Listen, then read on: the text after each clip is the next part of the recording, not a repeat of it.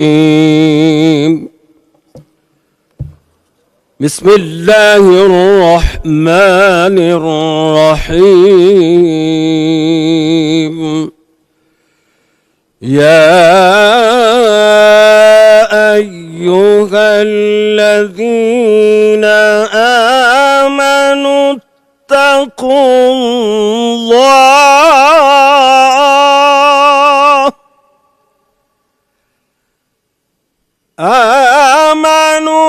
اتقوا الله ولتنظر نفس ما قدمت لغد واتقوا الله إن الله خبير بما تعملون ولا تكونوا كالذين نسوا الله فأنساهم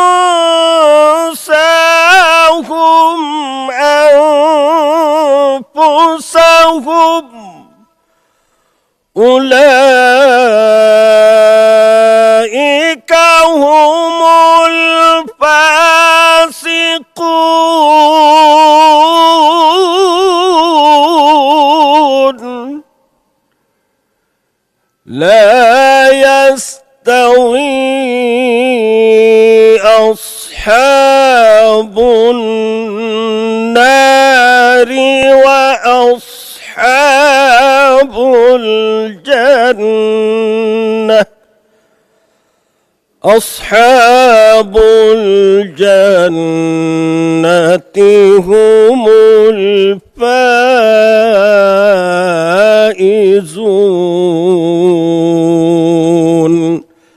صدق الله العظيم বিসমিল্লাহির রহমানির রহিম সূরা আল হাশর এর 18, 19 এবং 20 নম্বর আয়াত। মহান রব্বুল আলামিন বলছেন, মুমিনগণ তোমরা আল্লাহ তাআলাকে ভয় করো। প্রত্যেক ব্যক্তির উচিত আগামী কালের জন্য সে কি প্রেরণ করে তা চিন্তা করা। আল্লাহ তাআলাকে ভয় করতে থাকো। তোমরা যা করো আল্লাহ তাআলা সে সম্পর্কে খবর রাখেন। তোমরা তাদের মতো হইও না যারা আল্লাহ তাআলাকে ভুলে গেছে, ফলে আল্লাহ তাআলা তাদের আত্মবিস্মৃত করে দিয়েছেন। তারাই অবাধ্য। জাহান্নামের অধিবাসী এবং জান্নাতের অধিবাসী সমান হতে পারে না। যারা জান্নাতের অধিবাসী তারাই সফল কাম। বারাকাল্লাহু লানা ওয়া লাকুম ফিল কুরআনিল আযীম। আসসালামু আলাইকুম ওয়া রাহমাতুল্লাহ।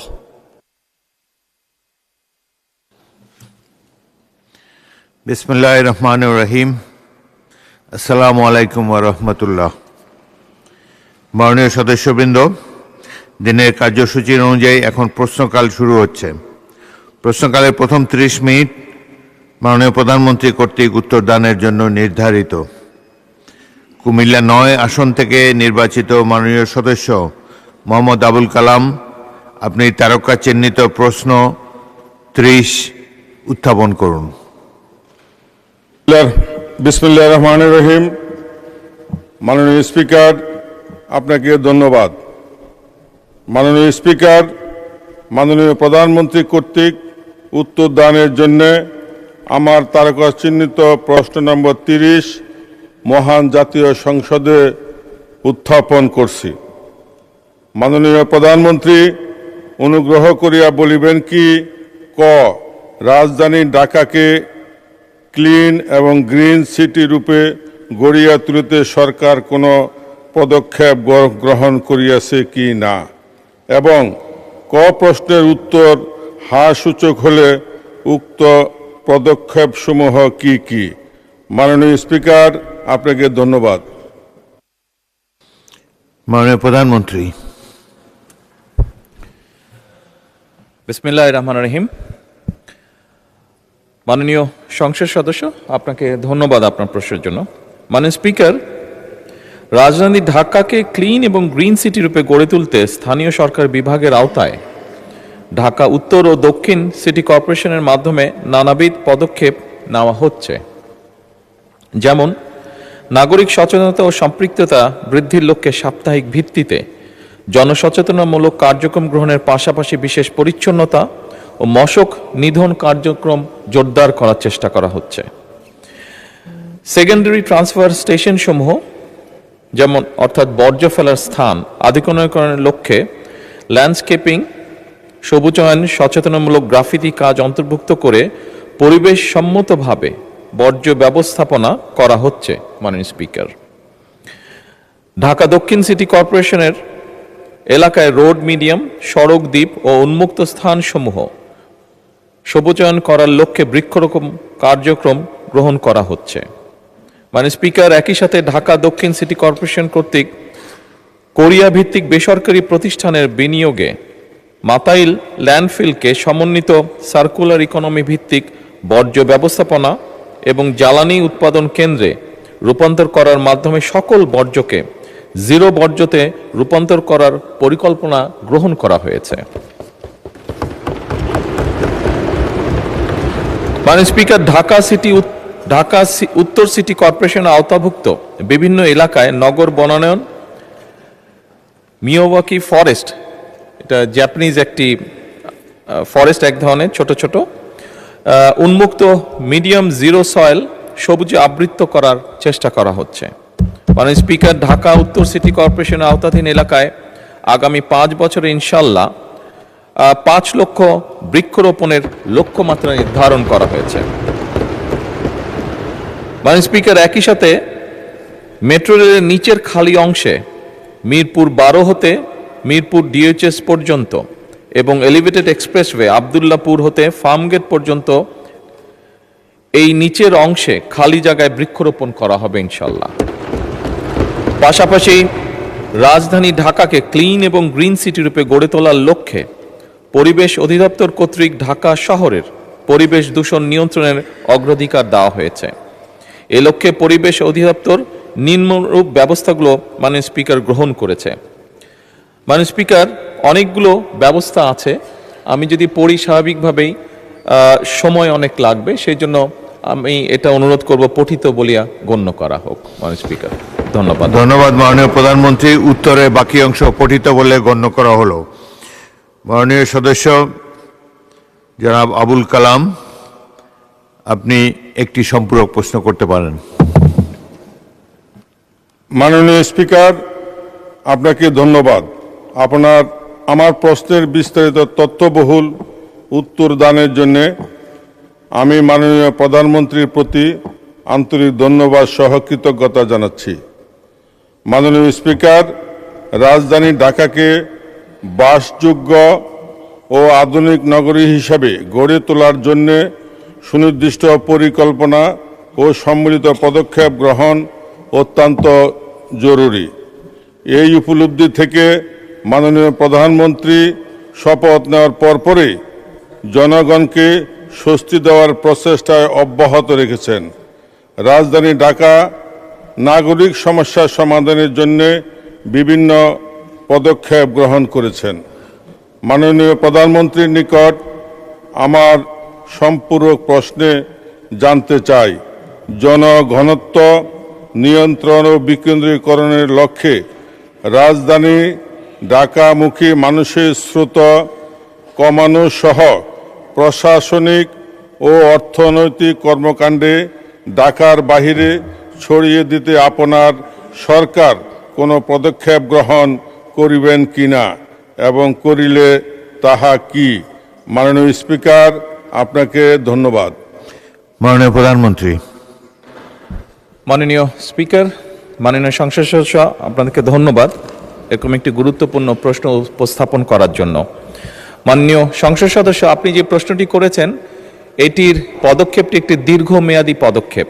আনফর্চুনেটলি যেভাবেই হোক আমরা খেয়াল করেছি যে মানুষের সুযোগ সুবিধা, সেটি চাকরি বাকরির ক্ষেত্রেই হোক, চিকিৎসার ক্ষেত্রেই হোক, পড়ালেখার ক্ষেত্রেই হোক, বাচ্চাদের সব কিছুই ঢাকা কেন্দ্রিক গড়ে উঠেছে এবং একদিন দুই দিক না, এটি বহু বছর ধরে গড়ে উঠেছে।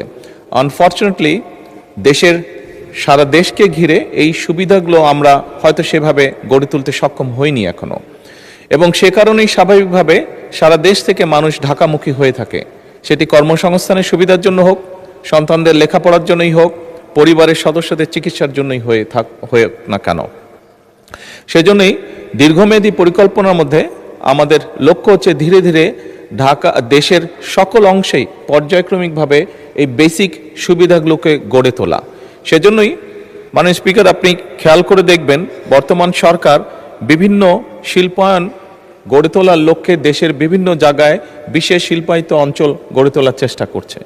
একই সাথে আমরা চেষ্টা করছি দেশের বিভিন্ন জায়গায় চিকিৎসা সেবাও গড়ে তুলতে এবং দেশের বিভিন্ন জায়গায় আমাদের আগামী ভবিষ্যৎ প্রজন্মদের লেখাপড়ার জন্য ধীরে ধীরে ভালো শিক্ষা প্রতিষ্ঠান গড়ে তোলার জন্য। আমরা মনে করি এই সুবিধাগুলো যদি আমরা গড়ে তুলতে পারি তাহলে মানুষ কম উৎসাহিত হবে ঢাকা শহরে আসার জন্য, এবং এর মাধ্যমেই আমরা ধীরে ধীরে ঢাকার উপরে চাপ কমাতে সক্ষম হব বলে আমরা মনে করি। মাননীয় স্পিকার, ধন্যবাদ। ধন্যবাদ মাননীয় প্রধানমন্ত্রী। একটি সম্পূরক প্রশ্ন উত্থাপন করতে পারেন মোহাম্মদ কামরুল হাসান, ময়মনসিংহ ৬।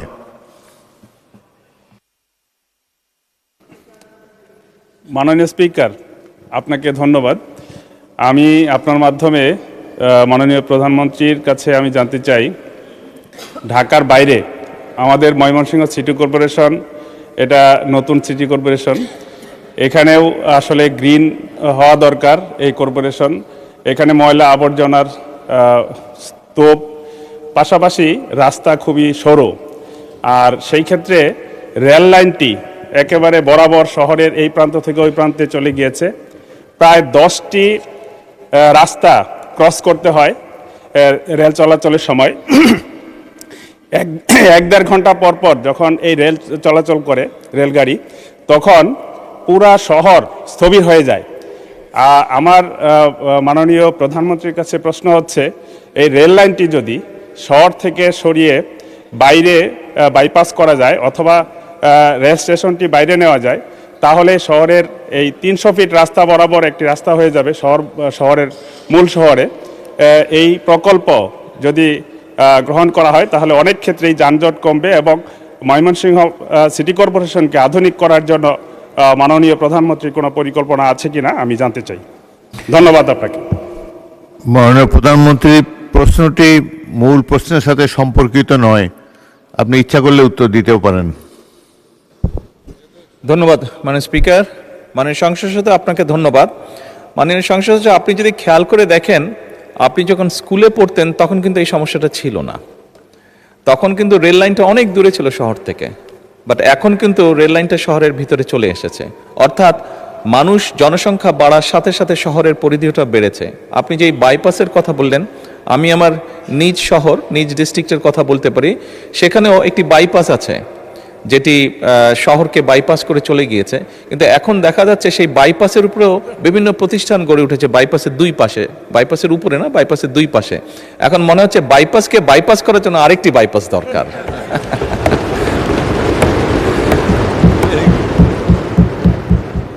সেই জন্য মাননীয় সংসদ সদস্য, আমরা যদি শহর বাড়াতে চাই, রেল লাইনকে অন্যদিকে নিয়ে যেতে চাই, সেটি হয়তো বা করা যাবে, তবে আমাদের দেশটি আয়তন হিসাবে ছোট, সেজন্যই আমাদেরকে অনেকগুলো বিষয় চিন্তা করতে হয়। আপনি জমিটা নষ্ট করবেন কিনা, আপনি এখানে অর্থটা ব্যয় করবেন কিনা, এই সকল কিছু বিবেচনা করে আমাদেরকে পরিকল্পনা গ্রহণ করতে হবে সবগুলো শহরের ক্ষেত্রে। এটি শুধু ময়মনসিংহ শহর না, এটি বোধহয় বাংলাদেশের সব শহরের ক্ষেত্রেই প্রযোজ্য বিষয়টি, একটি বড় পরিকল্পনা। আপনি নির্দিষ্টভাবে যেটি বলেছেন মাননীয় স্পিকার, মাননীয় সংসদ সদস্য, সেটির উত্তরটা এই মুহূর্তে আমার কাছে নেই।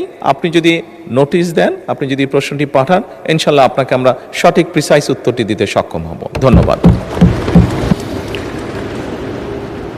পরবর্তী প্রশ্ন খুলনা 1 আসন থেকে নির্বাচিত মাননীয় সদস্য আমির রেজাজ খান, আপনি তারকা চিহ্নিত প্রশ্ন 31 উত্থাপন করতে পারেন। বিসমিল্লাহির রহমানির রহিম। ধন্যবাদ মাননীয় স্পিকার। আমি প্রশ্ন করতে চাই গণপ্রজাতন্ত্রী বাংলাদেশ সরকারের মাননীয় প্রধানমন্ত্রীকে। আপনি নিশ্চয়ই জানেন, আপনি যখন প্রবাসে অবস্থান করেছিলেন, আমার মাননীয় প্রধানমন্ত্রী অনুগ্রহ করিয়া বলিবেন কি, আবহমান কাল হইতে ঘটিয়া চলা ভয়াবহ নদী ভাঙনের হাত হইতে ডাক এবং বটিয়াঘাটা উপজেলাবাসীর জীবন ও সম্পদ রক্ষার টেকসই বেড়িবাঁধ নির্মাণ করা প্রয়োজন কিনা? উত্তর হ্যাঁ হইলে এই বিষয়ে আশু পদক্ষেপ গ্রহণ করবেন কিনা? ধন্যবাদ মাননীয় স্পিকার। মাননীয় প্রধানমন্ত্রী। ধন্যবাদ মাননীয় স্পিকার, ধন্যবাদ মাননীয় সংসদ সদস্য। উপকূলীয় জেলা খুলনার দাকব ও বৈঠাঘাটা উপজেলা ভয়াবহ নদী ভাঙনের ঝুঁকি সম্পর্কে সরকার অবগত আছে। দাকব উপজেলায় 60-এর দশকে বেড়িবাঁধ নির্মাণ করা হয়। উক্ত বেড়িবাঁধটি নদী ভাঙন, ঘূর্ণিঝড় ও জলোচ্ছ্বাসের কারণে সময় সময় ক্ষতিগ্রস্ত হয়েছে। সেজন্যই দাকব ও বৈঠাঘাটা উপজেলাবাসীর জীবন ও সম্পদ রক্ষায় টেকসই বেড়িবাঁধ নির্মাণ এবং নদী ভাঙন রোধকল্পে সরকার বেশ কিছু পদক্ষেপ গ্রহণ করেছে, যা সংক্ষেপে আমি তুলে ধরতে চাই। খুলনা জেলার দাকব উপজেলায় পানি সম্পদ মন্ত্রণালয়ের অধীনে বাংলাদেশ পানি উন্নয়ন বোর্ড কর্তৃক নদী ভাঙন রোধে ডিজাস্টার রিস্ক ম্যানেজমেন্ট এনহান্সমেন্ট প্রজেক্টের আওতায় বুটবুনিয়া, খলিশা, গাইনিবাড়ি এবং ঝালবুনিয়া নামক স্থানে স্থায়ী নদী তীর ও বাঁধের ঢাল সংরক্ষণ কাজ চলমান রয়েছে। প্রকল্পটি মেয়াদ জুন 2027-এ সমাপ্ত হবে ইনশাল্লাহ। এছাড়াও মাননীয় স্পিকার, জলবায়ু পরিবর্তনের ঝুঁকি মোকাবেলায় খুলনা জেলার দাকব উপজেলায় উপকূলীয় 15 নম্বর 31-এর পুনর্বাসন প্রকল্পটির প্রকল্প দলিল বর্তমানে যাচাই বাছাই পর্যায়ে রয়েছে। প্রকল্পটি বাস্তবায়িত হলে দাকব উপজেলাবাসী ভয়াবহ নদী ভাঙনের হাত থেকে ইনশাল্লাহ রক্ষা পাবে। ভয়াবহ নদী ভাঙনের হাত থেকে দাকব ও বৈঠাঘাটা উপজেলাবাসীর জীবন ও সম্পদ রক্ষায় পানি উন্নয়ন বোর্ডের মাধ্যমে অধিক ঝুঁকিপূর্ণ স্থানসমূহে ইতিমধ্যেই জরুরি আপৎকালীন কাজ বাস্তবায়ন করা হয়েছে। আগামী বর্ষা মৌসুমের পূর্বেই দাকব ও বৈঠাঘাটা উপজেলায় ঝুঁকিপূর্ণ বেড়িবাঁধগুলো বাস্তবতার আলোকে ইনশাল্লাহ সংস্কারের পরিকল্পনা রয়েছে। মাননীয় স্পিকার, সাধারণ মানুষের জানমালের নিরাপত্তা ও সম্পদ রক্ষায় সরকার সচেষ্ট রয়েছে। এ লক্ষ্যে পানি উন্নয়ন বোর্ডের মাধ্যমে ভাঙ্গন প্রবণ স্থানগুলো নিয়মিত তদারকি এবং জরুরি প্রয়োজনে দ্রুততার সাথে সংস্কার কাজ পরিচালনার পরিকল্পনাও সরকারের রয়েছে। মাননীয় স্পিকার, ধন্যবাদ। মাননীয় সদস্য আমির রেজাজ খান একটি সম্পূরক প্রশ্ন করতে পারেন। ধন্যবাদ মাননীয় স্পিকার। ধন্যবাদ মাননীয় প্রধানমন্ত্রী জনাব তারেক রহমানকে, যে উনি নিজেও জানেন যে আমার এই অঞ্চলে উনি যে কথা আমি বলতে গিয়েছিলাম, উনি প্রবাসে থেকেও সবসময় আমার এই অঞ্চলের লক্ষ্য রেখেছেন এবং কেন্দ্রীয় নেতৃবৃন্দদেরকে উনি পাঠিয়েছেন। যখন ভাঙন কবলিত অঞ্চলে মানুষ পানির বন্যার সময় পানি এত বৃদ্ধি পেয়ে বিভিন্ন এলাকা প্লাবিত হয়েছে, হাজার হাজার মানুষ বাড়িঘর ছেড়ে অন্য স্তরে চলে গিয়েছে, প্রতি বছরই এমনই হয়। তাই টেকসই বাঁধ নির্মাণ করলে উনি যে আশ্বস্ত করেছেন, আমার দাকব এবং বটিয়াঘাটার মানুষ অবশ্যই সেটা বিশ্বাস করে এবং বিএনপির সরকার ক্ষমতায় আসলে এই কাজগুলো সম্পন্ন হবে বলে মানুষ বিশ্বাস করে, যে কারণে তারা আমাকে ভোট দিয়েছে। ধন্যবাদ মাননীয় স্পিকার, ধন্যবাদ মাননীয় প্রধানমন্ত্রী। আপনি তো কোনো প্রশ্ন করেননি। Anyway, thank you. যারা মনিরুল হক চৌধুরী প্রশ্ন করবেন। ওটা তো নদী ভাঙন নাই তো ওখানে। আমি যে ব্যাপারে নদী ভাঙা না, আমার এখানে ছিল পরিবেশের সমস্যা, বলতে পারি নাই। আপনাকে ধন্যবাদ। আচ্ছা, মাননীয় সদস্য last row, fourth from left, বলুন।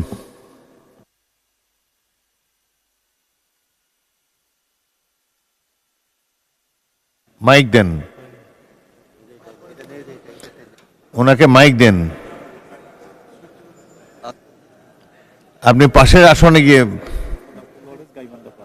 কি আব্দুল ওয়াহিদ জি মোহাম্মদ আব্দুল ওয়াহিদ আপনাকে গাইবান্ধা ধন্যবাদ। 5 প্রশ্ন করুন।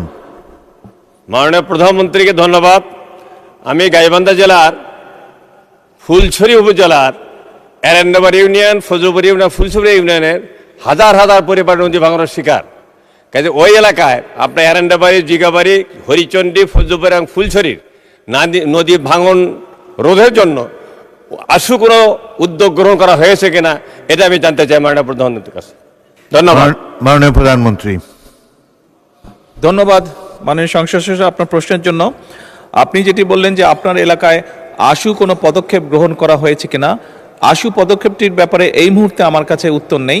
তবে ওভারঅল আমরা যেখানে যেখানে সারা বাংলাদেশের নদী ভাঙনের এই সমস্যাগুলো রয়ে গেছে, আমরা সবগুলো জায়গার ব্যাপারে চেষ্টা করছি সরকারের পক্ষ থেকে দ্রুতভাবে ব্যবস্থা গ্রহণ করার জন্য, যাতে করে এই নদী ভাঙন যতটা সম্ভব রোধ করা সম্ভব হয়।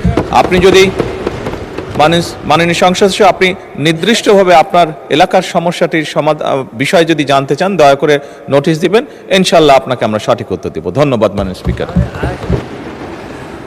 টাঙ্গাইল 6 আসন থেকে নির্বাচিত মাননীয় সদস্য মোহাম্মদ রবিউল আওয়াল, আপনি তারকা চিহ্নিত প্রশ্ন 32 উত্থাপন করুন। মাননীয় স্পিকার, আপনাকে ধন্যবাদ। আমার তারকা চিহ্নিত 32।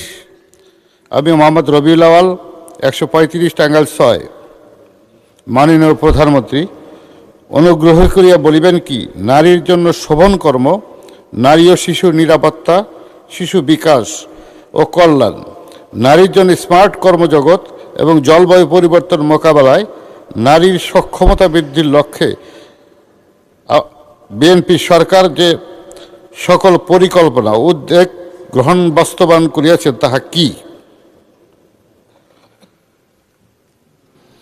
মাননীয় প্রধানমন্ত্রী। ধন্যবাদ মাননীয় স্পিকার। মাননীয় সংসদ সদস্য আপনাকে ধন্যবাদ আপনার প্রশ্নের জন্য। বর্তমান সরকার একটি নিরাপদ, বৈষম্যহীন এবং জলবায়ু সহিষ্ণু বাংলাদেশ গড়ে তুলতে কাজ শুরু করেছে, যেখানে নারী ও শিশুরাই হবে টেকসই উন্নয়নের সম অংশীদার এবং ভবিষ্যৎ প্রজন্ম পাবে একটি সমৃদ্ধ বাংলাদেশ ইনশাআল্লাহ। নারী ও শিশুদের হবে সার্বিক উন্নয়ন ও কল্যাণ নিশ্চিতকল্পে মহিলা ও শিশু বিষয়ক মন্ত্রণালয়ের আওতায় নানাবিধ কার্যক্রম পরিচালিত হচ্ছে।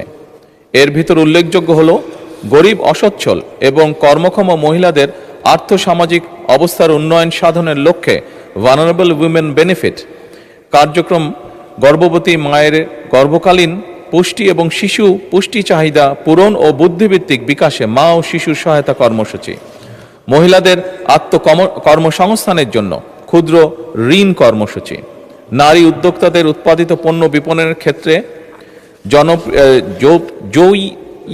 জয়িতা ফাউন্ডেশন পরিচালনা ইত্যাদি।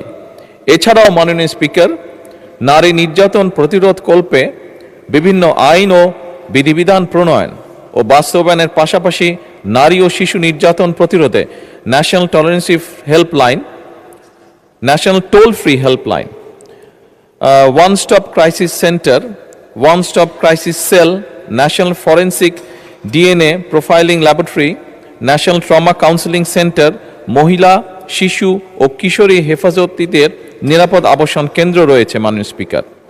এছাড়াও বিদ্যমান মা ও শিশু সহায়তা কর্মসূচি ধারাবাহিকভাবে সম্প্রসারণের পরিকল্পনা রয়েছে সরকারের।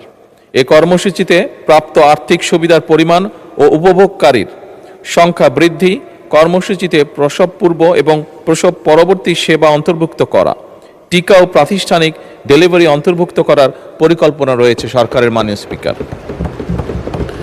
নারীর সামাজিক ও অর্থনৈতিক নিরাপত্তা নিশ্চিতকরণে মানসম্মত প্রশিক্ষণ, নগদ সহায়তার সাথে জীবিকা সহায়তা যুক্ত করে শহর এবং গ্রাম অঞ্চলের জন্য পৃথক গ্র্যাজুয়েশন ভিত্তিক মডেল সম্প্রসারণের পরিকল্পনা রয়েছে। অধিক সংখ্যক নারী উদ্যোক্তা তৈরি এবং নারীদের জন্য বিপণন নেটওয়ার্ক শক্তিশালীকরণের পরিকল্পনাও সরকারের রয়েছে মাননীয় স্পিকার। মাননীয় স্পিকার, ইতিমধ্যে নারীর অর্থনৈতিক ক্ষমতায়নের প্রান্তিক ও নিম্নায়নের পরিবারগুলোকে সুরক্ষা দিতে প্রাথমিক পর্যায়ে 13টি জেলা এবং 3টি সিটি কর্পোরেশনের 38,814টি পরিবারের নারী প্রধানকে ফ্যামিলি কার্ডের মাধ্যমে মাসিক 2,500 টাকা প্রদান করা হয়েছে।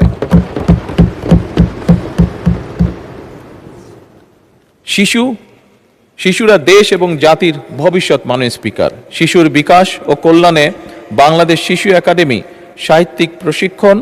সাংস্কৃতিক প্রশিক্ষণ, জাতীয় শিশু পুরস্কার প্রতিযোগিতা আয়োজন, শিশুতোষ চলচ্চিত্র নির্মাণ, দরিদ্র ও দুস্থ শিশুদের প্রাথমিক ও শিশু বিকাশ কর্মসূচি, অটিজম বিষয়ক সচেতনমূলক কার্যক্রম, পরিবেশ সংরক্ষণ সহ শিশু স্বাস্থ্য সংরক্ষণের নানাবিধ দায়িত্ব পালন করে আসছে। মাননীয় স্পিকার, পথ শিশু পুনর্বাসন কার্যক্রমের আওতায় 2টি আবাসিক কেন্দ্রের মাধ্যমে বর্তমানে 151 জন শিশুকে আবাসিক ব্যবস্থা, খাবার, চিকিৎসা ও শিক্ষা সেবা প্রদান করা হয়। এছাড়াও এই কার্যক্রমের আওতায় 9টি আউটরিচ স্কুল রয়েছে। কর্মজীবী মায়েদের 6 মাস হতে 6 বছরের শিশুদের দেখভালের জন্য মোট 64টি শিশু দিবাযত্ন কেন্দ্র রয়েছে। এই সকল দিবাযত্ন কেন্দ্রে সুষম খাবার প্রদান, প্রাক স্কুল শিক্ষা প্রদান, প্রাথমিক স্বাস্থ্য পরিচর্যা করা এবং ইনডোর খেলাধুলা ও চিত্ত বিনোদনের ব্যবস্থা রয়েছে। নারীদের কর্মস্থলে শিশু পরিচর্যা কেন্দ্র, ডে কেয়ার সেন্টার স্থাপনের পাশাপাশি গার্মেন্টস সহ সব শিল্প কলকারখানা, অফিস ও আদালতে কর্মরত মায়েদের জন্য ব্রেস্টফিডিং কর্নার স্থাপনের বিষয়ে নির্বাচনী ইশতেহারে আমরা গুরুত্ব আরোপ করেছি। মাননীয় স্পিকার, উপকূলীয় জনগোষ্ঠী বিশেষত নারীদের জলবায়ু পরিবর্তনজনিত লবণাক্ততার ঝুঁকি প্রশমন এবং অভিযোজন সক্ষমতা বৃদ্ধি করে সুপেয় পানির প্রাপ্যতা এবং জীবিকার মান উন্নয়ন নিশ্চিত করার লক্ষ্যে মহিলা ও শিশু মন্ত্রণালয়ের অধীনে জেন্ডার রিপ্রেজেন্টেটিভ ক্লাইমেট অ্যাডাপশন প্রকল্পের আওতায় বাংলাদেশের উপকূলীয় এলাকায় খুলনা জেলার দাকব, কয়রা ও পাইকগাছা উপজেলা এবং সাতক্ষীরা জেলার আশাশুনি ও শ্যামনগর উপজেলা বৃষ্টির পানি সংরক্ষণ ও ব্যবস্থাপনা কার্যক্রম চালু রয়েছে। এ প্রকল্পের মাধ্যমে মোট 43,000 জন নারীকে জীবিকা সহায়তা, প্রশিক্ষণ ও কৃষি উপকরণ প্রদান করা হয়েছে। এছাড়াও 13,308টি পরিবার ভিত্তিক বৃষ্টির পানি সংরক্ষণ ও ব্যবস্থাপনা সম্পন্ন রয়েছে এবং উপকারভোগীর নিকট হস্তান্তরও করা হয়েছে। মাননীয় স্পিকার, এছাড়া 2025-26 অর্থ বছরে 3,000 লিটার বিশিষ্ট আরও 2,000টি পরিবার ভিত্তিক বৃষ্টির পানি সংরক্ষণ ও ব্যবস্থাপনা সিস্টেম স্থাপনের কাজ চলমান রয়েছে। মাননীয় স্পিকার, এই অর্থ বছরে আরও 10 খানা বিশিষ্ট 658টি কমিউনিটি ভিত্তিক রেইন ওয়াটার হারভেস্টিং সিস্টেম স্থাপনের কাজও চলমান রয়েছে। মাননীয় স্পিকার, ধন্যবাদ। মাননীয় সদস্য জনাব রবিউল আওয়াল একটি সম্পূরক প্রশ্ন করতে পারেন। মাননীয় স্পিকার, আপনাকে ধন্যবাদ। নারীর জন্য শোভন কর্ম, নারী ও শিশুর নিরাপত্তা, শিশু বিকাশ ও কল্যাণ, নারীর জন্য স্মার্ট কর্মজগৎ, জলবায়ু পরিবর্তন। আমাদের মাননীয় প্রধানমন্ত্রী যেভাবে উদ্যোগ নিয়েছেন, আমি তাকে সাধুবাদ জানাই। এই ব্যাপারে আর কোনো দ্বিধা এবং প্রশ্ন নেই। ধন্যবাদ। আসসালামু আলাইকুম। ধন্যবাদ। মাননীয় সদস্য আবুল হাসনাত, প্রশ্ন আছে? সম্পূরক প্রশ্ন করতে পারেন। জি মাননীয় স্পিকার, ধন্যবাদ। মাননীয় স্পিকার, মাননীয় প্রধানমন্ত্রী মাত্র যে উত্তরটি দিয়েছেন, নারীদের সামগ্রিক উন্নতির জন্য, অর্থনৈতিক উন্নতির জন্য যেসব পদক্ষেপগুলো নিয়েছেন, সেই সব পদক্ষেপের 5 নম্বর প্যারাগ্রাফের আলোকে মাননীয় স্পিকার আমার সম্পূরক প্রশ্ন। মাননীয় প্রধানমন্ত্রী বলেছেন যে টোটাল 4 কোটি পরিবারকে আমরা ফ্যামিলি কার্ডের আওতায় নিয়ে আসব। আমরা যদি 4 কোটি পরিবারকে আমরা ফ্যামিলি কার্ডের আওতায় নিয়ে আসি, তাহলে আমাদের 1,20,000 কোটি টাকা মাননীয় স্পিকার আমাদের টোটাল হচ্ছে খরচ হবে এবং প্রসিজারাল কস্ট সহ সেখানে 1,34,000 কোটি টাকা হচ্ছে আমাদের বার্ষিক খরচ হচ্ছে। আবার গত সপ্তাহে মাননীয় স্পিকার আমরা ফার্মার্স কার্ডের বিষয়ে জানলাম যে 2,75,00,000 ফার্মার্সকে আমরা ফার্মার্স কার্ডের অধীনে আমরা নিয়ে আসবো। মাননীয় সদস্য সরাসরি প্রশ্ন করুন, ভূমিকা বাদ দেন, প্রশ্ন করুন। তো সেখানে 6,875 কোটি টাকা, যেখানে প্রসিজারাল কস্ট সহ 7,000 কোটি টাকা মাননীয় স্পিকার খরচ হচ্ছে। অর্থাৎ মাননীয় প্রধানমন্ত্রীর কাছে আমার প্রশ্ন, এই পদক্ষেপগুলো নিঃসন্দেহে মানুষকে সংযোগ করেছে, মানুষ সেগুলোর প্রতি আকৃষ্ট হয়েছে। কিন্তু আমার প্রশ্নটি হচ্ছে, আমরা 1,40,000 কোটি টাকা প্রত্যেক বছরে যদি একটা নির্ভরশীল অর্থনীতির খাতে আমরা বিনিয়োগ করি, সেক্ষেত্রে এটা কতটা হচ্ছে আমাদের অর্থনীতিকে স্বনির্ভর করবে, এবং এই অর্থটা কি আমরা সোশ্যাল সেফটি নেটসের যেই খাতগুলো এখন বর্তমানে বিদ্যমান রয়েছে সেগুলো থেকে কেটে এনে আমরা সেখানে বরাদ্দ দিচ্ছি, নাকি হচ্ছে আমরা নতুন করে আমরা এই খাতগুলোতে টাকা দিচ্ছি? যদি নতুন করে দেই সেক্ষেত্রে মুদ্রাস্ফীতি ঘটার সম্ভাবনা রয়েছে কিনা সেটি পরীক্ষা করা হয়েছে কিনা, এটি আমার প্রশ্ন। ধন্যবাদ মাননীয় স্পিকার। মাননীয় প্রধানমন্ত্রী। মাননীয় স্পিকার, আপনাকে ধন্যবাদ। মাননীয় ইয়াং সংসদ সদস্য, আপনাকেও ধন্যবাদ আপনার প্রশ্নের জন্য।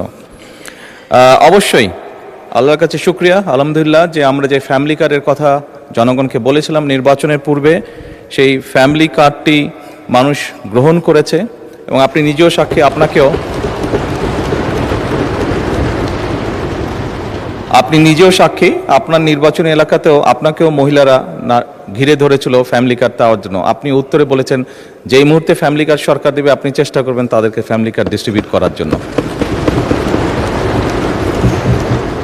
মাননীয় সংসদ সদস্য, আপনি নিশ্চয়ই এটি অনুধাবন করতে পারবেন যে 4 কোটি পরিবারকে আমরা ফ্যামিলি কার্ড দিব। আমরা পর্যায়ক্রমিকভাবে সরকার এটা দেবে। পৃথিবীর কোনো সরকারের পক্ষেই একবারে এটি করা সম্ভব না। এই ডাটাগুলো কালেক্ট করতে হবে, কার কি অবস্থা, প্রত্যেকটা ফ্যামিলির ডাটা কালেক্ট করবে, পর্যায়ক্রমিকভাবে আমরা দিব। এবং প্রথম স্টেজে আমরা যারা ভালনারেবল ফ্যামিলি আমরা তাদেরকে এই কার্ডগুলো দিব।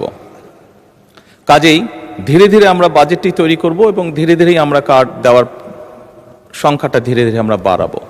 এবং সেজন্যই আমরা মনে করি আমাদের যে সব হিসাব নিকাশ করেছি আমরা, তাতে করে বাজেটের উপরে কোনো চাপ পড়ার তেমন কোনো কারণ নেই। এটি গেল 1 নম্বর। দ্বিতীয়ত, আপনি বলেছেন যে আরও যেগুলো সেফটি নেট,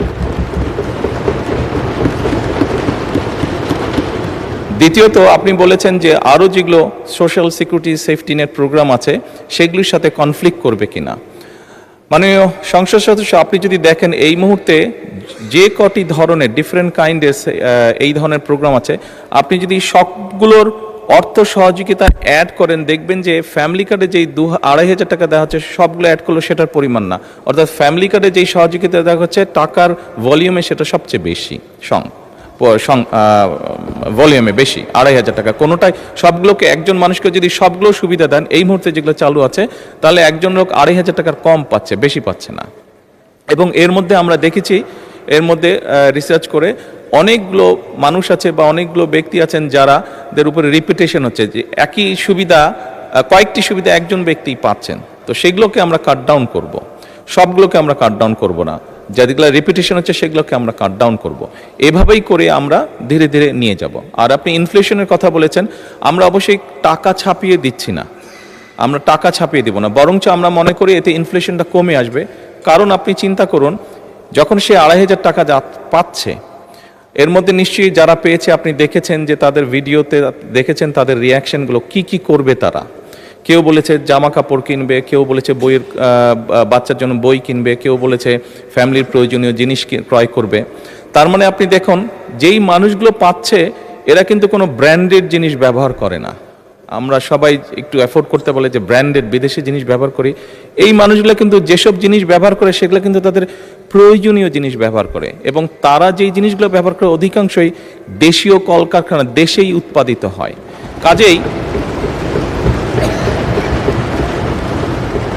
কাজেই মাননীয় সংসদ সদস্য, এই টাকাটা যখন তার কাছে যাচ্ছে, সে যখন খরচ করছে, এই টাকাটা কিন্তু গ্রামীণ ইকোনমিতে ব্যবহৃত হচ্ছে। সে হয় মুরগি কিনছে, সে হয়তো থালা বাসন কিনছে, সে হয়তো গামছা কিনছে, যেই সবগুলো জিনিস, সে তার বাচ্চার যে কাপড় কিনছে, সে তার বাচ্চার জন্য যে বই কিনছে, সবগুলো জিনিস লোকালি প্রডিউস হচ্ছে। তার ফলে যেটা হবে, আমাদের লোকাল ইন্ডাস্ট্রিগুলো ধীরে ধীরে, এই যে 1,64,000 কোটি টাকার আপনি কথা বললেন, এটি সম্পূর্ণভাবে লোকাল ইন্ডাস্ট্রিগুলোতে যাবে, লোকাল ইন্ডাস্ট্রিগুলোকে এগুলো হেল্প করবে। এবং স্বাভাবিকভাবে যখন একটি গ্রামে যখন অনেকগুলো ফ্যামিলি, অনেকগুলো মহিলা এই কার্ডটি পাবেন, তারা যখন যেই দোকানে গিয়ে সদাই করবেন, তারা জিনিসপত্র কিনবেন, সেই দোকানে আপনি খোঁজ করে দেখুন, এখন হয়তো একজন হেল্পার আছে দোকানের, তার স্টাফ হয়তো একজন আছে, কিন্তু আপনি 3 মাস পরে বা 6 মাস পরে দেখবেন তার স্টাফ 2 জন হয়ে গেছে, কারণ স্বাভাবিকভাবে অনেকগুলো ফ্যামিলির কাছে এই সহযোগিতাটা পৌঁছাবে এবং তারা সেখানে সদাই করতে যাবে বা জিনিসপত্র কিনতে যাবে। ফলে ওই দোকানের মালিক যে বা দোকানটা যা চালাচ্ছে তার তখন একজন সহকারী হবে না, তার 2 জন সহকারী হবে, অর্থাৎ কর্মসংস্থানের একটি ব্যবস্থা হচ্ছে।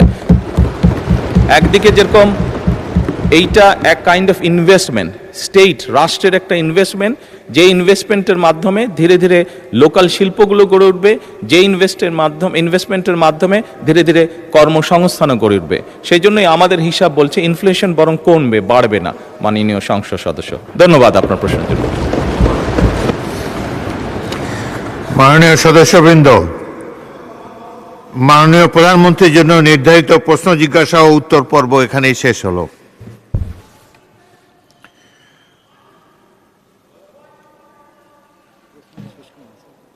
মাননীয় সদস্যবৃন্দ, দিনের কার্যসূচিভুক্ত অন্যান্য মাননীয় মন্ত্রীগণের জন্য নির্ধারিত প্রশ্ন জিজ্ঞাসা ও উত্তর টেবিলে উপস্থাপিত হলো।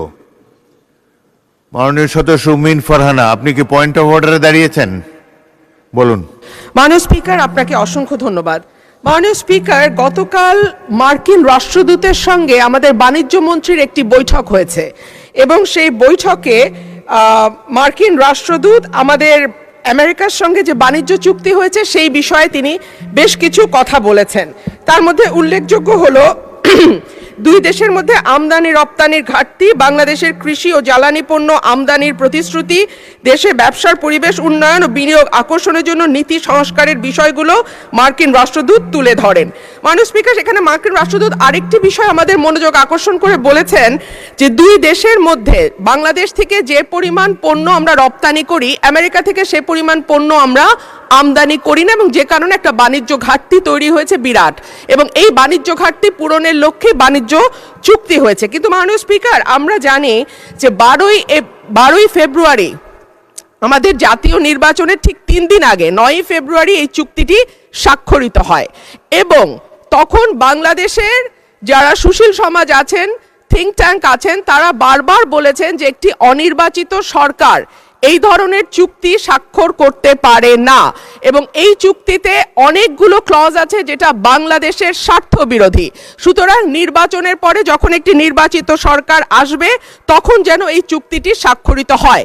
কিন্তু আনফরচুনেটলি আমরা দেখলাম যে না, অন্তর্বর্তীকালীন সরকার শুনল না এবং 9ই ফেব্রুয়ারি এই চুক্তিটি স্বাক্ষরিত হয়। মাননীয় স্পিকার, এই চুক্তির শর্ত অনুযায়ী প্রতিযোগিতামূলক। মাননীয় সদস্য, আমার বক্তব্য শুনুন। এটি কোনো পয়েন্ট অফ অর্ডার হলো না। 301 বিধিতে আপনি পড়লে দেখতে পাবেন যে পয়েন্ট অফ অর্ডার সংসদের চলমান বিষয়ের উপরে হতে হয় কিংবা সংসদ কাজে শৃঙ্খলা রক্ষার জন্য হতে হয়। আপনি একটি নতুন প্রশ্ন উত্থাপন করেছেন, আপনি নোটিশ দেন, এটি বিবেচনা করে দেখা হবে। ধন্যবাদ। মাননীয় স্পিকার, একটা মিনিট। মাননীয় স্পিকার, এই চুক্তিটি 60 দিনের মধ্যে যদি সরকার চায় তারা এটিকে বাতিল করতে পারে এবং চুক্তিটি সংসদে আনা হোক। এটি পয়েন্ট অফ অর্ডার হিসেবে গ্রহণ করতে পারছি না বলে দুঃখিত। মাননীয় সদস্যবৃন্দ,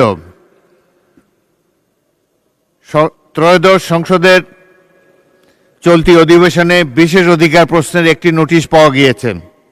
নোটিশটি দিয়েছেন মাননীয় সদস্য শেখ ফরিদ আহমদ, চাঁদপুর 3। তিনি তার নোটিশে উল্লেখ করেছেন, সারা দেশে শিক্ষা মন্ত্রণালয়ের অধীন মাধ্যমিক ও উচ্চ মাধ্যমিক ও নিম্ন মাধ্যমিক বেসরকারি শিক্ষা প্রতিষ্ঠানের গভর্নিং বডি, ম্যানেজিং কমিটি প্রবিধানমালা 2024 সংশোধনী সহ অনুযায়ী গত 16ই মার্চ 2026 তারিখে অ্যাডহক কমিটি গঠন সংক্রান্ত পরিপত্র জারি করা হয়। উক্ত পরিপত্রে স্থানীয় সংসদ সদস্যের সহিত আলোচনার বিষয়ে উল্লেখ করা হয় নাই। বিগত 15ই মে 2024 তারিখে বাংলাদেশ গেজেটে একই বিষয়ে সুস্পষ্ট মতামত রয়েছে। ইহাতে আমি সহ সকল সংসদ সদস্যের অধিকার ক্ষুণ্ণ হয়েছে। মাননীয় সদস্য, সরকার জনস্বার্থে তার পূর্বের কোনো সিদ্ধান্ত পরিবর্তন করতে পারে। সরকারের কোনো নীতিগত সিদ্ধান্তের কারণে কোনো সদস্যের বিশেষ অধিকারের প্রশ্ন তোলা সমীচীন নয়। আর বিষয়টি নিয়ে মাননীয় সদস্য কার্যপ্রণালী বিধির অন্যান্য বিধিতে নোটিশ উত্থাপন করে মাননীয় মন্ত্রীর দৃষ্টি আকর্ষণ করতে পারেন। এমত অবস্থায় কার্যপ্রণালী বিধির 164 বিধির অধীনে আপনার আনিত নোটিশটি বিশেষ অধিকার ক্ষুণ্ণের প্রশ্ন হিসাবে গ্রহণ করা গেল না বলে দুঃখিত।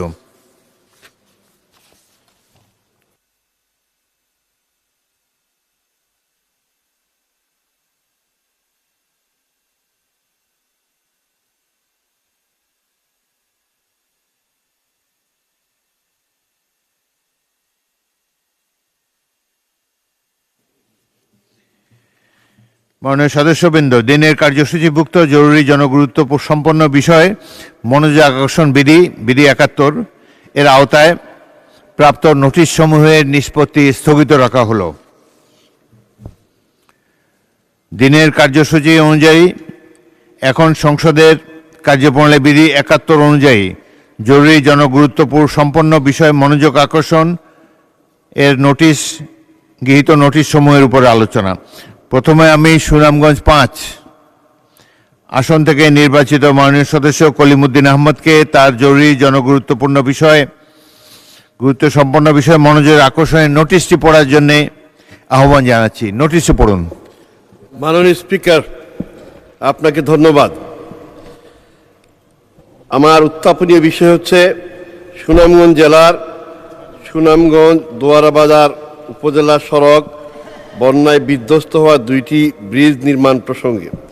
সুনামগঞ্জ জেলার সুনামগঞ্জ থেকে দোয়ারাবাজার উপজেলা সড়কে 2টি ব্রিজ বন্যায় বিধ্বস্ত হওয়ার যোগাযোগ বিচ্ছিন্ন হয়ে পড়েছে এবং দোয়ারাবাজার উপজেলার জনগোষ্ঠীর জীবনযাপন দুর্বিষহ হয়ে পড়েছে।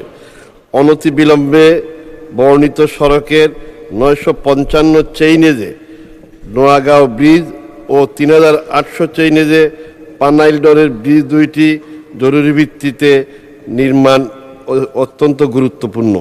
বিষয়টি জনগুরুত্বপূর্ণ বিধায় আমি মাননীয় মন্ত্রী মহোদয়ের দৃষ্টি আকর্ষণ করছি। এছাড়াও শরীফপুর ব্রিজ, পশ্চিম বাংলা বাজার ব্রিজ এবং নাসিমপুর ব্রিজের বিষয়ে আপনার সদয় দৃষ্টি আকর্ষণ করছি। ধন্যবাদ মাননীয় স্পিকার। ধন্যবাদ মাননীয় সদস্য।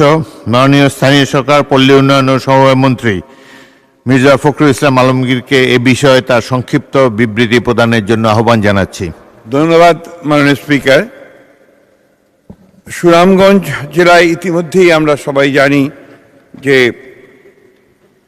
বন্যার পানি অনেকগুলো ক্ষতি করে ফেলেছে। বিশেষ করে যে ব্রিজগুলো আছে সেই ব্রিজগুলো অনেকগুলোই বিধ্বস্ত হয়ে গেছে। সুনামগঞ্জ ছাতক ভায়া দোয়ারাবাজার রাস্তায় আইডি নম্বর 6903320001 955 মিটার চেইনেজে 95 মিটার ব্রিজের কাজ এলজিডির রুরাল ট্রান্সপোর্ট ইমপ্রুভমেন্ট প্রজেক্ট 2 এর আওতায় বাস্তবায়ন শুরু করা হয়।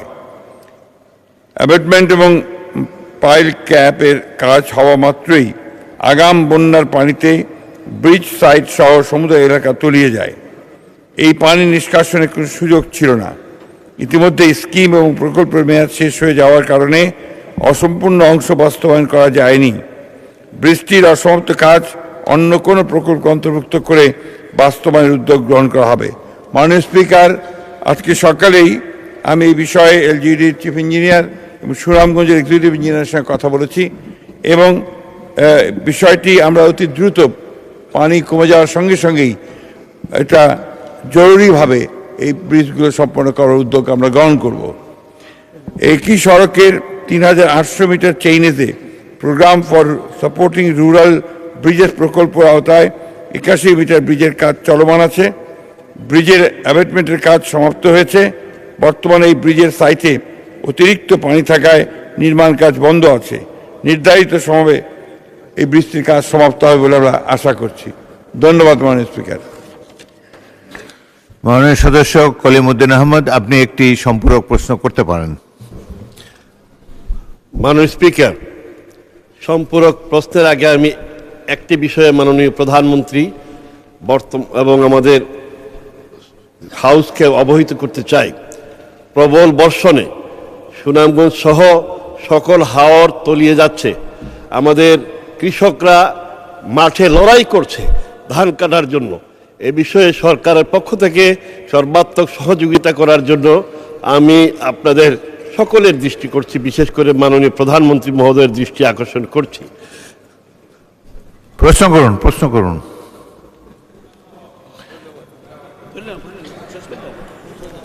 আপনি তো প্রশ্ন করবেন এলজিআরডি মন্ত্রীকে। জি, মাননীয় মন্ত্রী মহোদয়, আপনার উত্তরে দিয়েছেন এই জন্য আমাদের এলাকার পক্ষ থেকে আপনাকে ধন্যবাদ।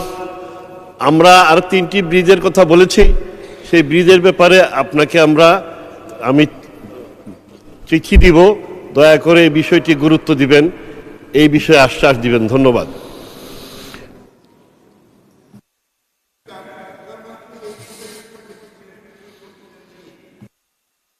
মাননীয় প্রধানমন্ত্রী। স্পিকার, মাননীয় সংসদ সহ আপনাকে ধন্যবাদ। আসলে আমি ওভাবে বলতে চাইছি না। আপনি যেই কৃষকদের ব্যাপারে যেই কনসার্নটি এক্সপ্রেস করেছেন, এটা আসলে খুবই একটি কনসার্নিং ব্যাপার। গত 3 দিন আগেই আবহাওয়া রিপোর্টের উপরে ভিত্তি করে আমি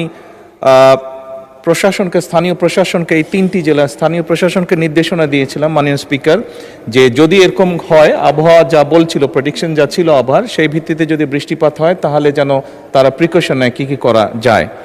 আজকে সকালে এই সেশন শুরু হবার আগেও আমি দুর্যোগ ব্যবস্থাপনা মন্ত্রী ওনার সাথে আমি কথা বলে এসেছি এবং নির্দেশনা দিয়ে এসেছি যে সকল এই 3টি জেলার সহ ময়মনসিংহেরও কিছু অঞ্চল এই সমস্যার সম্মুখীন হয়েছে প্রবল বর্ষণে, এই এলাকাগুলোতে যেই কৃষকরা ক্ষতিগ্রস্ত হয়েছে, যাদের ফসল নষ্ট হয়েছে, তাদেরকে লোকেট করে আগামী 3 মাস আমরা তাদেরকে চেষ্টা করব সরকারের পক্ষ থেকে সহযোগিতা দেওয়ার জন্য। ধন্যবাদ মাননীয় স্পিকার। আমি এখন কুমিল্লা 4 আসন থেকে নির্বাচিত মাননীয় সদস্য মোহাম্মদ আবুল হাসনাতকে তার জরুরি জনগুরুত্ব সম্পন্ন বিষয়ে মনোযোগ আকর্ষণের নোটিশ পড়ার জন্য আহ্বান জানাচ্ছি। ধন্যবাদ মাননীয় স্পিকার। মাননীয় স্পিকার, আজকের উত্থাপনীয় বিষয় হচ্ছে কুমিল্লা সিলেট মহাসড়ক 4 লেনে উন্নতিকরণ প্রকল্পের স্থবিরতা দূরীকরণ এবং বর্তমানে জরাজীর্ণ দশার কারণে সৃষ্ট জনদুর্ভোগ নিরসন প্রসঙ্গে। মাননীয় স্পিকার, কুমিল্লা সিলেট মহাসড়কটি দেশের দক্ষিণ পূর্বাঞ্চলের সাথে উত্তর পূর্বাঞ্চলের সংযোগকারী প্রধান অর্থনৈতিক করিডোর। কুমিল্লার ময়নামতি থেকে ব্রাহ্মণবাড়িয়ার দরখার পর্যন্ত মোট 54 কিলোমিটার এই মহাসড়কটি 4 লেনে উন্নতি করার কাজ 2022 সালে শুরু হয়ে 2026 সালের জুনের মধ্যে শেষ হওয়ার কথা থাকলেও বর্তমানে এর কাজ প্রায় স্থবির হয়ে আছে।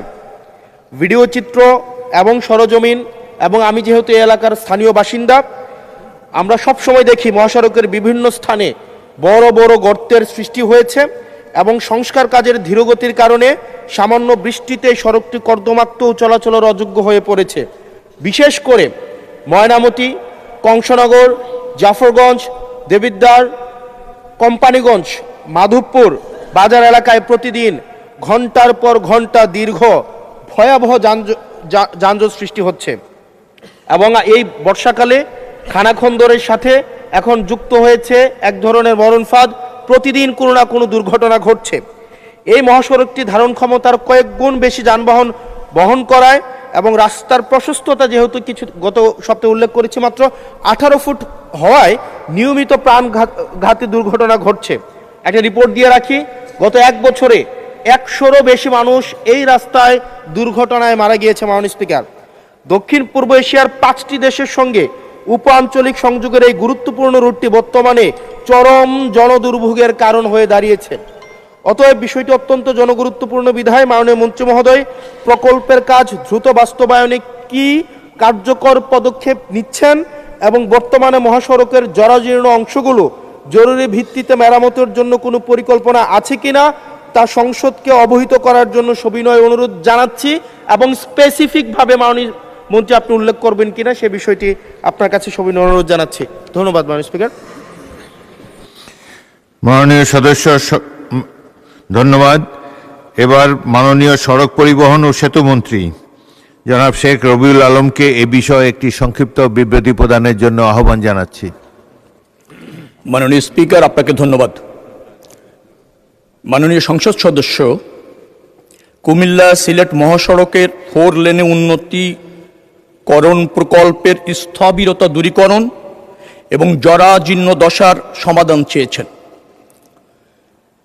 মাননীয় সংসদ সদস্য এবং মহান সংসদকে এ বিষয়ে অবগত করছি বাংলাদেশ সরকার এবং ভারতীয় লাইন অফ ক্রেডিটের যৌথ অর্থায়নে কুমিল্লা ব্রাহ্মণবাড়িয়া জাতীয় মহাসড়ককে 4 লেনে জাতীয় মহাসড়কে উন্নতিকরণ প্রকল্পটি ইতিমধ্যে একনেক সভায় অনুমোদিত। প্রকল্পটির মোট ব্যয় 7,188 কোটি 66 লক্ষ টাকা। তার মধ্যে জিওবি ফান্ড থেকে 4,378 কোটি টাকা এবং প্রকল্পের ভারতীয় সহায়তায় লাইন অফ ক্রেডিটের আওতায় 2,810 কোটি 65 লক্ষ টাকা বরাদ্দ ছিল।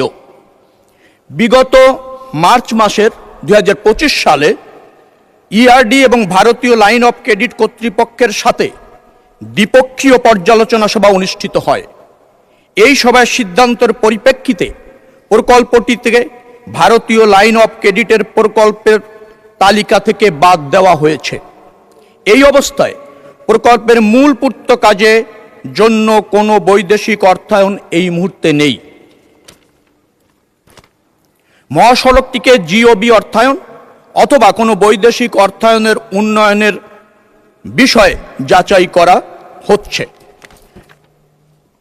মাননীয় সংসদ সদস্য জেনে খুশি হবেন 82.68 কিলোমিটারের জাতীয় মহাসড়কটি ব্রাহ্মণবাড়িয়া হতে সরাইল পর্যন্ত প্রায় 28 কিলোমিটার অংশ বর্তমানে জাতীয় মহাসড়কের উন্নয়ন প্রকল্পের আওতায় উভয় পাশে ধীর গতির যানবাহনের জন্য পৃথক লেন সহ 4 লেনে উন্নত করা হচ্ছে। বর্ণিত প্রকল্পে বাস্তবায়ন হলে বিভাগীয় শহর চট্টগ্রাম এবং সিলেটের মধ্যে সড়ক যোগাযোগ নিরাপদ এবং উন্নত হবে। সুপারভিশনের জন্য পরামর্শক প্রতিষ্ঠান নিয়োগ করা হয়েছে। পরামর্শক প্রতিষ্ঠানের প্রকল্প মহাসড়কের ডিজাইন চূড়ান্ত করা চলছে। 82.68 কিলোমিটারের সড়কটিকে অধিকতর ক্ষতিগ্রস্ত অংশ, যেটা মাননীয় সংসদ সদস্য উল্লেখ করেছেন, বিশেষ করে দেবিদ্বারের শহর অংশ, কংসনগর, ভিংলাবাড়ি অংশ সব মিলিয়ে 804 মিটার দৈর্ঘ্য রিজিড পেভমেন্টের কাজ চলমান রয়েছে। এছাড়া পিরিয়ডিক মেইনটেনেন্স কর্মসূচির আওতায় ময়নামতি, কংসনগর, ফুলগাছতলা, দেবিদ্বার, কোম্পানিগঞ্জ, ভিংলাবাড়ি, কাঠেরপুল ও কুঠিচৌমনি অংশে আরও 1,845 মিটার সড়ক অংশ 10.30 মিটার প্রশস্তকরণের প্রকল্পের আওতায় রিজিড পেভমেন্টের নির্মাণের জন্য দরপত্র মূল্যায়ন প্রক্রিয়াধীন রয়েছে। এছাড়া কুমিল্লা থেকে দেবিদ্বার অংশ 20 কিলোমিটার 34 ফিট প্রশস্তকরণের জন্য ইতিমধ্যে রক্ষণাবেক্ষণ খাত হতে কার্যক্রম গ্রহণ করে দরপত্র আহ্বান করা হয়েছে। আশা করা যায় মহাসড়কটিতে অধিকতর ক্ষতিগ্রস্ত অংশের রিজিড পেভমেন্ট সহ প্রশস্তকরণের কাজ খুব শীঘ্রই শুরু হবে এবং এই অঞ্চলে মানুষের যে দুর্ভোগ আছে তা অতি সত্বর লাঘব হবে। ধন্যবাদ মাননীয় স্পিকার। ধন্যবাদ মাননীয় মন্ত্রী। মাননীয় সদস্য মোহাম্মদ আবুল হাসনাত এ ব্যাপারে একটি প্রশ্ন করতে পারেন।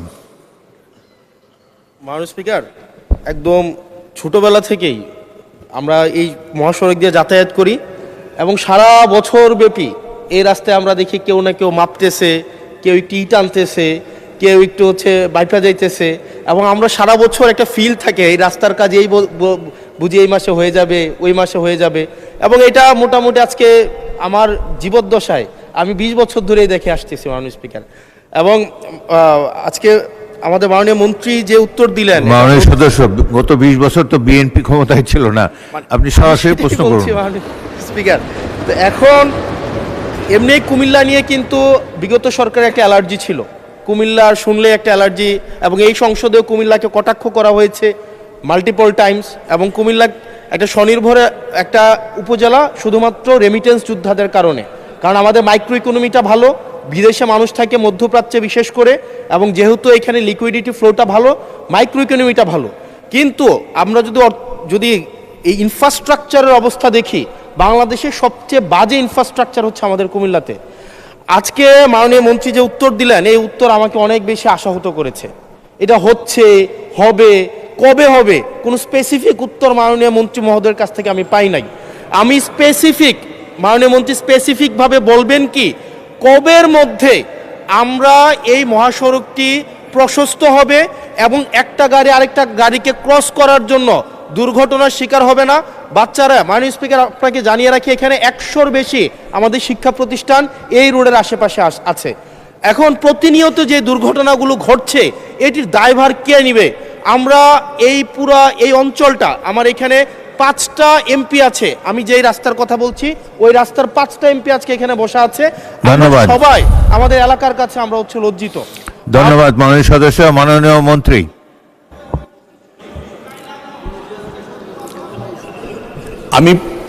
ধন্যবাদ মাননীয় স্পিকার। আমি প্রথমেই উল্লেখ করেছি যে এটি একনেকে পাশ হওয়া একটি প্রকল্প, যার দৈর্ঘ্য 82.68 কিলোমিটার। কিন্তু জিওবি ফান্ড এবং ভারতের যে অর্থায়ন, লাইন অফ ক্রেডিট, সেই ফান্ড প্রত্যাহার হওয়ায় এই প্রকল্পটি এই মুহূর্তে অর্থায়নের নিশ্চয়তা নেই। আমরা জিওবি ফান্ড থেকে করব নাকি অন্য কোনো জায়গায় অর্থের যোগান দিব, সেই ব্যাপারে কাজ করছি। তবে 28 কিলোমিটার যেটা কথা আমি বলেছি, সেটির কাজ চলমান আছে এবং সেটি বাস্তবায়ন হতে চলেছে। বাকি যে অংশটা আছে সেটা আমরা ফান্ড সার্চ করছি, ফান্ডের নিশ্চয়তা হলেই দ্রুততম সময়ে শুরু হবে। যেহেতু একটিকেও আপনার অনুমোদিত প্রকল্প, অথবা আপনি ধরে নিতে পারেন সরকার এই প্রকল্প বাস্তবায়নে বদ্ধপরিকর এবং প্রকল্প বাস্তবায়ন করবার জন্য দ্রুত গতিতে সরকার কাজ করছে। ধন্যবাদ মাননীয় স্পিকার। ধন্যবাদ মাননীয় মন্ত্রী। আমি এখন নাটোর 2 আসন থেকে নির্বাচিত মাননীয় সদস্য এবং হুইপ রুহুল কুদ্দুস তালুকদার দুলুকে তার জরুরি জনগুরুত্ব সম্পন্ন বিষয়ে মনোযোগ আকর্ষণের নোটিশ পড়ার জন্য আহ্বান জানাচ্ছি। মাননীয় স্পিকার, আপনাকে ধন্যবাদ। আমার উপস্থাপনীয় বিষয় নাটোর এনএস সরকারি কলেজ থেকে বেলগুড়িয়া বাইপাস পর্যন্ত ফ্লাইওভার নির্মাণ প্রসঙ্গে মাননীয় সড়ক সেতু মন্ত্রীর মনোযোগ আকর্ষণ। মাননীয় স্পিকার, আপনি জানেন নাটোর একটা ঐতিহ্যবাহী একটা শহর, রানী ভবানীর নাটোর, জীবনানন্দ বনলতা সেনের নাটোর এবং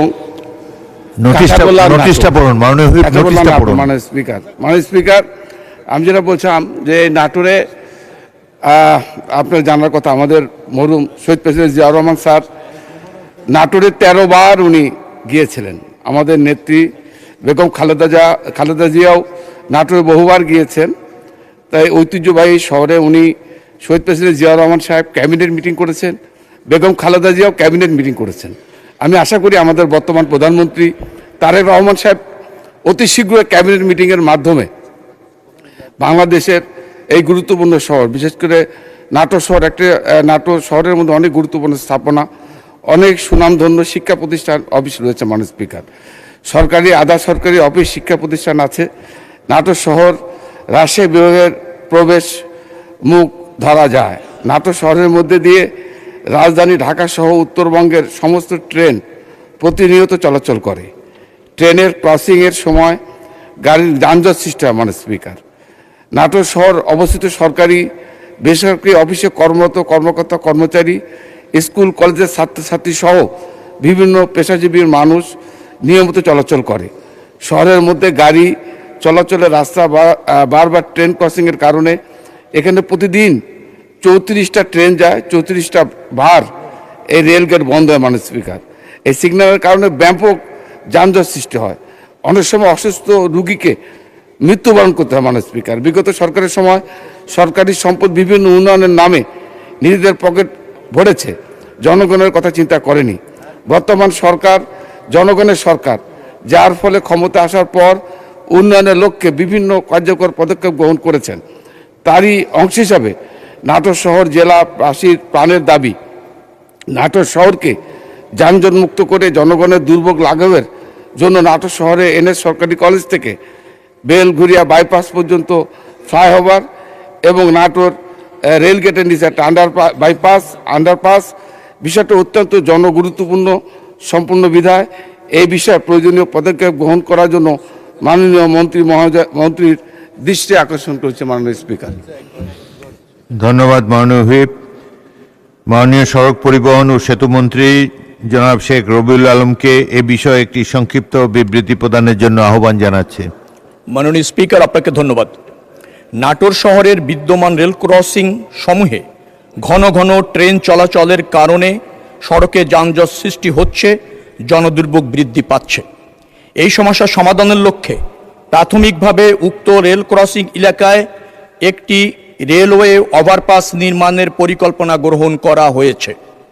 সেই অনুযায়ী 600 মিটার দীর্ঘ রেলওয়ের ওভারপাসের ডিজাইন প্রণয়নের কাজ বর্তমান চলমান রয়েছে এবং সংশ্লিষ্ট কারিগরি দিকসমূহ পর্যালোচনা করা হচ্ছে। তিনি দ্বিতীয় যে প্রস্তাবনাটি করেছেন সেটি হচ্ছে এসএন সরকারি কলেজ হতে বেলঘরিয়া বাইপাস পর্যন্ত প্রায় 1.63 কিলোমিটার দৈর্ঘ্য ফ্লাইওভার নির্মাণের প্রস্তাব মাননীয় সংসদ সদস্য ইতিমধ্যে সংসদে উপস্থাপন করেছিলেন এবং সেই প্রস্তাবনার আলোকে বাস্তবায়ন করবার জন্য পুনরায় একটি সমন্বিত ফিজিবিলিটি স্টাডি পরিচালনা করা হবে, যেখানে প্রকল্পের কারিগরি, অর্থনৈতিক, পরিবেশগত এবং সামাজিক দিকসমূহ বিশদভাবে যাচাই বাছাই করা হবে। পাশাপাশি ট্রাফিক প্রবাহ, জমি অধিগ্রহণের প্রয়োজনীয়তা, ব্যয় নিরূপণ এবং বাস্তবায়নযোগ্য বিষয় বিশ্লেষণ করা হবে। সমীক্ষা প্রতিবেদন প্রাপ্তির পর প্রাপ্ত সুপারিশের ভিত্তিতে প্রকল্পটি গ্রহণযোগ্য হলে প্রয়োজনীয় প্রশাসনিক এবং আর্থিক অনুমোদন গ্রহণ ক্রমে বাস্তবায়নের পরবর্তী কার্যক্রম গ্রহণ করা হবে। অর্থাৎ মাননীয় সংসদ সদস্য যে দুটি প্রস্তাবনা করেছেন তার একটি ইতিমধ্যে গ্রহণ করা হয়েছে, বাকিটি গ্রহণ করবার জন্য ফিজিবিলিটি স্টাডি সহ যেগুলো আমি উল্লেখ করেছি তা দ্রুততম সময়ের মধ্যে করে আমরা এই প্রকল্পটি গ্রহণ করবার জন্য চেষ্টা করব ইনশাআল্লাহ। ধন্যবাদ মাননীয় স্পিকার। মাননীয় হুইপ এম রুহুল কুদ্দুস তালুকদার দুলু, আপনি একটি প্রশ্ন করতে পারেন।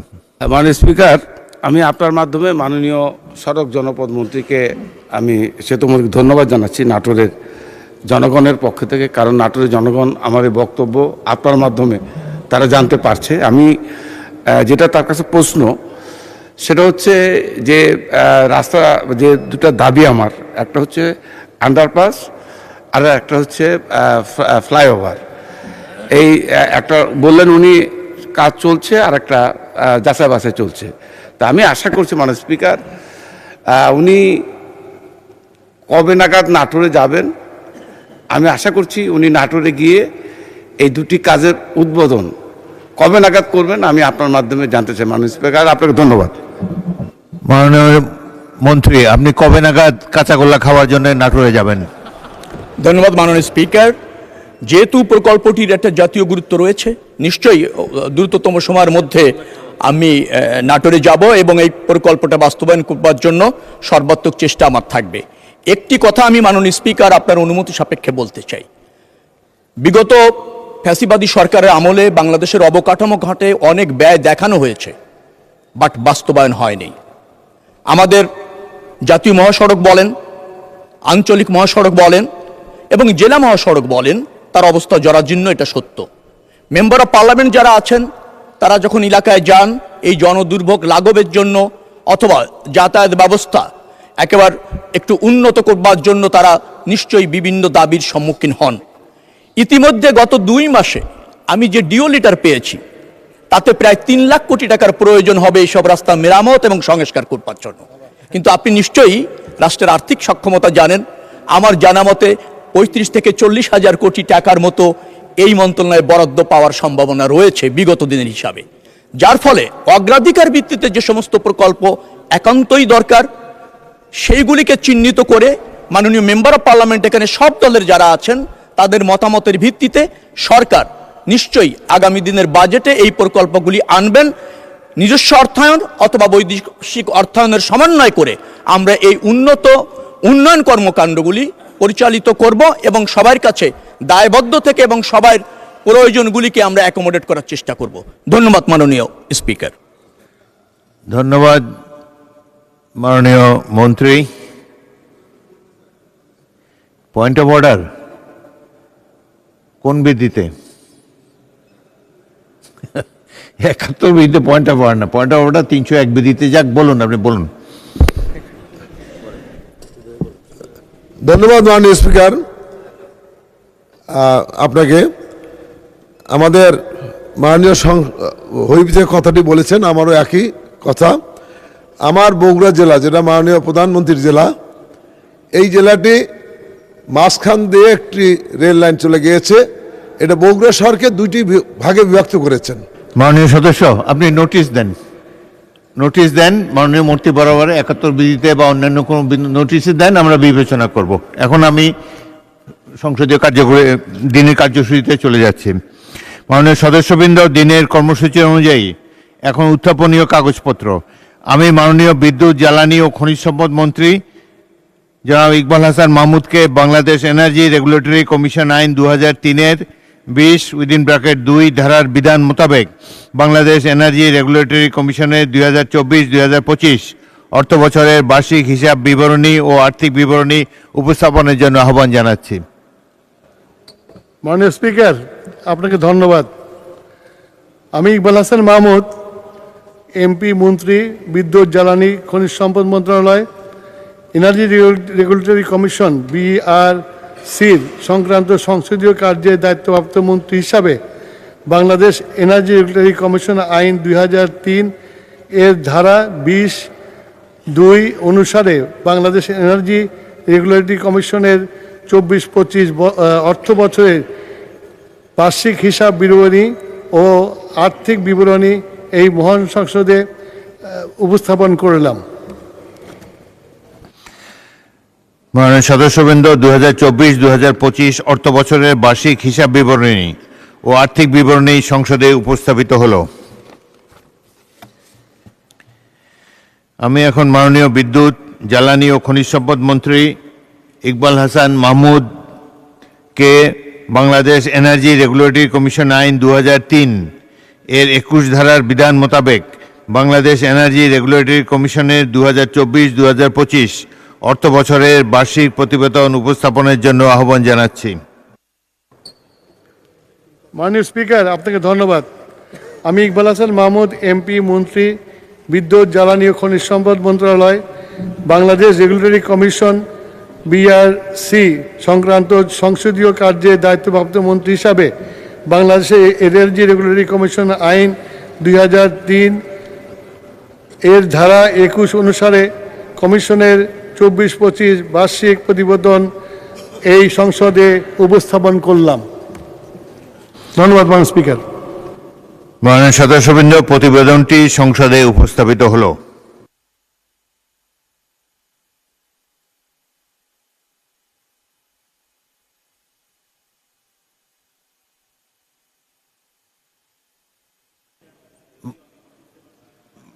মাননীয় সদস্য, আপনাকে স্মরণ করে দিতে চাই, সংসদ কার্যপ্রণালী বিধি অনুসারে চলবে। আপনার পয়েন্ট অফ অর্ডারটি সংসদের চলমান বিষয়ের উপরে হতে হবে, কিংবা সংসদের শৃঙ্খলা বজায় রাখার ক্ষেত্রে এই সম্পর্কিত প্রশ্ন হতে হবে। যদি এই দুটার মধ্যে পড়ে তাহলে আপনি উত্থাপন করুন। আসলে এটি এমন একটি বিষয় যেটি যদি আমি কোনোভাবে আজকে না বলতে পারি তাহলে মনে হবে একটা দায়ভার রয়ে যাবে। এটি চট্টগ্রামের জন্য এই মুহূর্তে সবচেয়ে বড় সমস্যা, এবং এটি এক মিনিটেই আমি বলতে পারবো। এটি নোটিশ আকারে দেবার মতো সুযোগ নেই, কেননা এটা আমি আরও 10-15 দিন পরে গেলে বিষয়টির গুরুত্বটা বোঝা, অনুধাবন করা কঠিন হবে। আচ্ছা, বলুন, আমরা শুনি। অনেক ধন্যবাদ মাননীয় স্পিকার। চট্টগ্রামের সবচেয়ে বড় সমস্যা জলাবদ্ধতা। এই মুহূর্তে চট্টগ্রামের মানুষ পানিতে ভাসছে। সাধারণ মানুষের যাদের বাসা ছিল না, তাদের জীবন আসলেই আক্ষরিক অর্থে পানিতে ভাসছে, এবং আমাদের পানি গলা পর্যন্ত পুরো চট্টগ্রাম জুড়ে। মানুষ ভাবতে শুরু করেছে যে চট্টগ্রামের এই সমস্যার কোনোদিন সমাধান হবে না। আমাদের মাননীয় প্রধানমন্ত্রী, মানবিক প্রধানমন্ত্রী, তিনি সবসময় মৌলিক জায়গায় হাত দেন। চট্টগ্রামের জন্য যদি প্রথম একটি কাজ করতে হয় তাহলে আমাদের এই জলাবদ্ধতার সমস্যাকে নিরসন করতে হবে, এবং সেজন্য এই মুহূর্তে আমাদের পত্র পত্রিকা মিডিয়াতে যেভাবে আমরা দেখছি সেটাকেই যদি আমরা চিন্তায় আনি তাহলে আমাদের দেশীয় এবং বিদেশি বিশেষজ্ঞদের দিয়ে এমন একটি ব্যবস্থা অন্তত কয়েক বছরের মধ্যে আমাদের দাঁড় করাতে হবে, যেখানে মানুষ আমাদেরকে যে ভোট দিয়ে বারবার সংসদে পাঠায় এবং নেতাদের উপরে ভরসা করে, ধন্যবাদ। জনপ্রতিনিধিদের উপরে, সেই জায়গাটার একটু ধন্যবাদ মাননীয় সদস্য। চট্টগ্রামের জলাবদ্ধতা দীর্ঘদিনের পুরনো একটি বিষয়, তবুও মাননীয় প্রধানমন্ত্রী হয়তো এই সম্পর্কে কিছু বলতে চান। মাননীয় প্রধানমন্ত্রী। জি, ধন্যবাদ মাননীয় স্পিকার। মাননীয় সংসদ সদস্য, আপনি যেই সমস্যাটি বলেছেন, যেই কালকে থেকে আমিও দেখেছি সংবাদ মাধ্যমে যে অতি বর্ষণের কারণে বিভিন্নভাবে চট্টগ্রাম শহরের বেশ একটি বড় অংশ তলিয়ে গিয়েছে বা মানুষ কষ্ট পাচ্ছে। মাননীয় স্পিকার, এই সমস্যাটি শুধু চট্টগ্রামে নয়, এই সমস্যাটি বলা যায় সারা দেশেই ছড়িয়ে আছে। এটির সাথে আমাদের অনেক কিছু নির্ভর করছে। ঢাকা শহরে এরকম অনেকগুলো বিষয় আছে যেখানে একটু বৃষ্টিতেই পানি বন্ধ হয়ে যাচ্ছে, আটকে যাচ্ছে, জলাবদ্ধতা তৈরি হচ্ছে। মাননীয় স্পিকার, এটি অনেক দিনের সমস্যা আমাদের। মাননীয় সংসদ সদস্য বলেছেন বিদেশি বিশেষজ্ঞ বা দেশীয় বিশেষজ্ঞ। আমার মনে হয় মাননীয় স্পিকার, এই বিষয়ে একজন রাজনীতিবিদ, একজন বিশেষজ্ঞ ছিলেন, উনি হচ্ছেন শহীদ রাষ্ট্রপতি জিয়াউর রহমান, যিনি সমগ্র বাংলাদেশে খাল খননের মাধ্যমে যেমন পানির রিজার্ভার তৈরি করেছিলেন, একইভাবে বন্যা বা জলবদ্ধতাও দূর করেছিলেন। এবং মাননীয় স্পিকার, আমাদেরকে ঠিক একই কাজে আবার ফিরে যেতে হবে। বর্তমান সরকার কর্মসূচিটি নিয়েছে, খাল খনন কর্মসূচি। সারা দেশে এটি করা সম্ভব, সারা দেশে আমরা এই কাজটিও শুরু করেছি।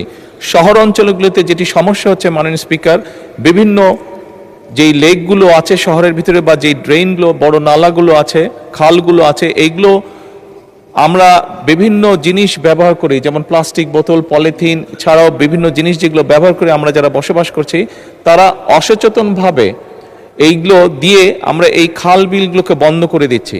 সরকার বিভিন্ন জায়গায় খাল খননগুলো করছে, এই ড্রেনগুলোকে ক্লিন করার চেষ্টা করছে। ঢাকা শহরে কয়েকটি করা হয়েছে, এর মধ্যেও বিভিন্ন ডিপার্টমেন্ট, কিন্তু 7 থেকে 10 দিনের মধ্যে গিয়ে মাননীয় স্পিকার আমরা দেখছি যে আবার মানুষজন অসচেতনভাবে এইগুলোতে বিভিন্ন ময়লা ফেলে জিনিসগুলোকে ব্লক বা ময়লা করে দিচ্ছে।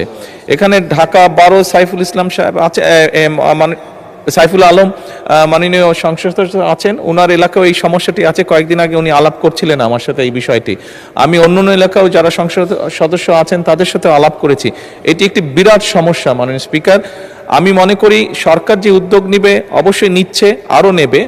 একই সাথে এখানে সকল যারা সংসদ সদস্য উপস্থিত আছেন, আপনার সকলের কাছে আমার একটি বিনীত অনুরোধ থাকবে, আসুন আমরা জনগণের সচেতনতা বৃদ্ধি করি। সচেতনতা বৃদ্ধি করার মাধ্যমে কিন্তু এই সমস্যাটা অনেকাংশে কমিয়ে আনা সম্ভব হবে।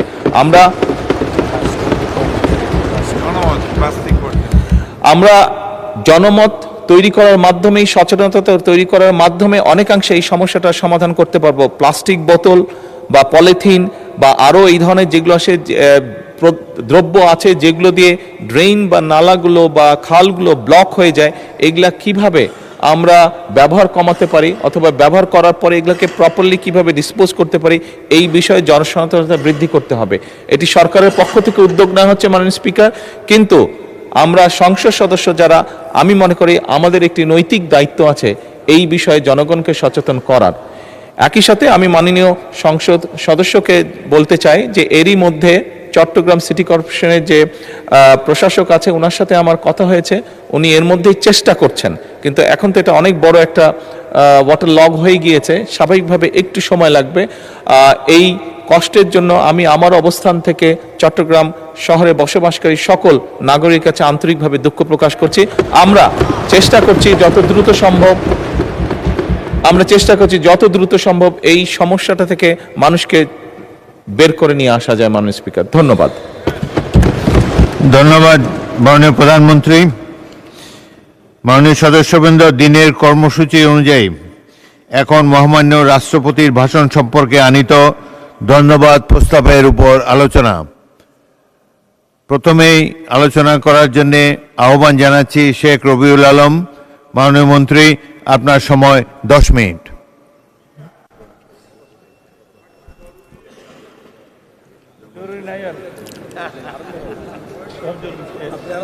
মাননীয় স্পিকার, আপনাকে ধন্যবাদ। আমি প্রথমেই কৃতজ্ঞতা প্রকাশ করছি মহান আল্লাহ রাব্বুল আলামিনের প্রতি, যিনি সর্বেসর্বা, প্রজ্ঞাময়, পরাক্রমশালী এবং সুমহান। তিনি বিশ্বব্রহ্মাণ্ডের স্রষ্টা, মালিক এবং নিয়ন্ত্রক। তিনি মানুষকে কর্ম এবং দায়িত্ব অর্পণ করেন এবং সেই কর্ম এবং দায়িত্বের জবাবদিহি তার কাছে নিশ্চিত করেছেন সেই মহান রবের প্রতি।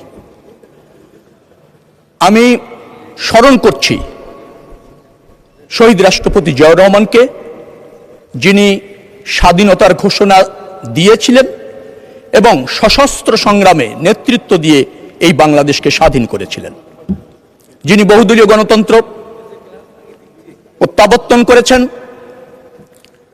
যিনি বাংলাদেশের মানুষের রাজনৈতিক চাহিদা পূরণের লক্ষ্যে বাংলাদেশী জাতীয়তাবাদ রাজনৈতিক দর্শন প্রতিষ্ঠিত করেছেন, তাকে স্মরণ করছি। স্মরণ করছি আমার নেত্রী, যার নেতৃত্বে আকৃষ্ট হয়ে, উজ্জীবিত হয়ে, অটল থেকে বাংলাদেশ জাতীয়তাবাদী দল করার ক্ষেত্রে অনুপ্রাণিত হয়েছি, ব্রত থেকেছি সেই নেত্রীকে, যিনি উত্তম শাসন ব্যবস্থা, বহুদলীয় গণতন্ত্র এবং সংসদীয় পদ্ধতির সরকার, যিনি উত্তম নির্বাচনী ব্যবস্থা, তত্ত্বাবধায়ক সরকার, টেকসই অর্থনীতি এবং জাতি এবং দেশের প্রয়োজনে অবিচল থাকা, আপোষহীন থাকার শিক্ষা আমাদেরকে দিয়েছেন, সেই নেত্রীকে স্মরণ করছি। স্মরণ করছি আমার এলাকার জনগণ, ঢাকা 10 আসনের যারা আমাকে নির্বাচিত করে তাদের প্রতিনিধিত্ব করবার সুযোগ করে দিয়েছেন। স্মরণ করছি সংসদ নেতা, মাননীয় প্রধানমন্ত্রী জননেতা তারেক রহমানকে, যিনি দীর্ঘদিন সংগ্রাম করে 17 বছর ফ্যাসিবাদের বিরুদ্ধে একটা সফল গণঅভ্যুত্থান করতে সফল হয়েছেন এবং আজকের যে পার্লামেন্টে আমরা কথা বলছি, সেই পার্লামেন্ট অর্থাৎ জনগণের পার্লামেন্ট প্রতিষ্ঠিত করবার জন্য দুর্বার আন্দোলন এবং সর্বশেষ একটা গ্রহণযোগ্য নির্বাচনের ক্ষেত্রে জাতির অভিভাবকের মতো ফাংশন করেছেন, তাকে স্মরণ করছি। প্রথমেই আমি দৃষ্টি আকর্ষণ করতে চাই মাননীয় সংসদ নেতার। মাননীয় সংসদ নেতা বাংলাদেশ জাতীয়তাবাদী দলের সংসদ সদস্য আমরা যারা আছি তাদের প্রতিনিয়ত শিখাচ্ছেন, দিক নির্দেশনা দিচ্ছেন, অনুপ্রাণিত করছেন, নেতৃত্ব দিচ্ছেন, যার ফলে আমরা প্রতিনিয়ত কি শিখছি, পরিপক্ক হচ্ছি এবং অধিকতর যোগ্য হচ্ছি। কিন্তু তিনি যেহেতু সংসদ নেতা অর্থাৎ সকল পার্লামেন্ট মেম্বারদের নেতা, এটি শুধু সরকারি দলের মধ্যে থাকলে পার্লামেন্ট মহিমান্বিত হবে বলে আমার কাছে মনে হয় না, বেশি কার্যকর হবে বলে আমার কাছে মনে হয় না। এটি বিরোধী দলের সংসদ সদস্য যারা আছেন তাদেরকে ওনার সান্নিধ্য দেওয়ার প্রয়োজন রয়েছে। কারণ সেটি যদি হয় তাহলে বিরোধী দল এবং সরকারি দল যদি যথোপযুক্তভাবে ফাংশন করে তখন সেই পার্লামেন্ট জনবান্ধব হয়, জন আকাঙ্ক্ষা পূরণে সফল হয়।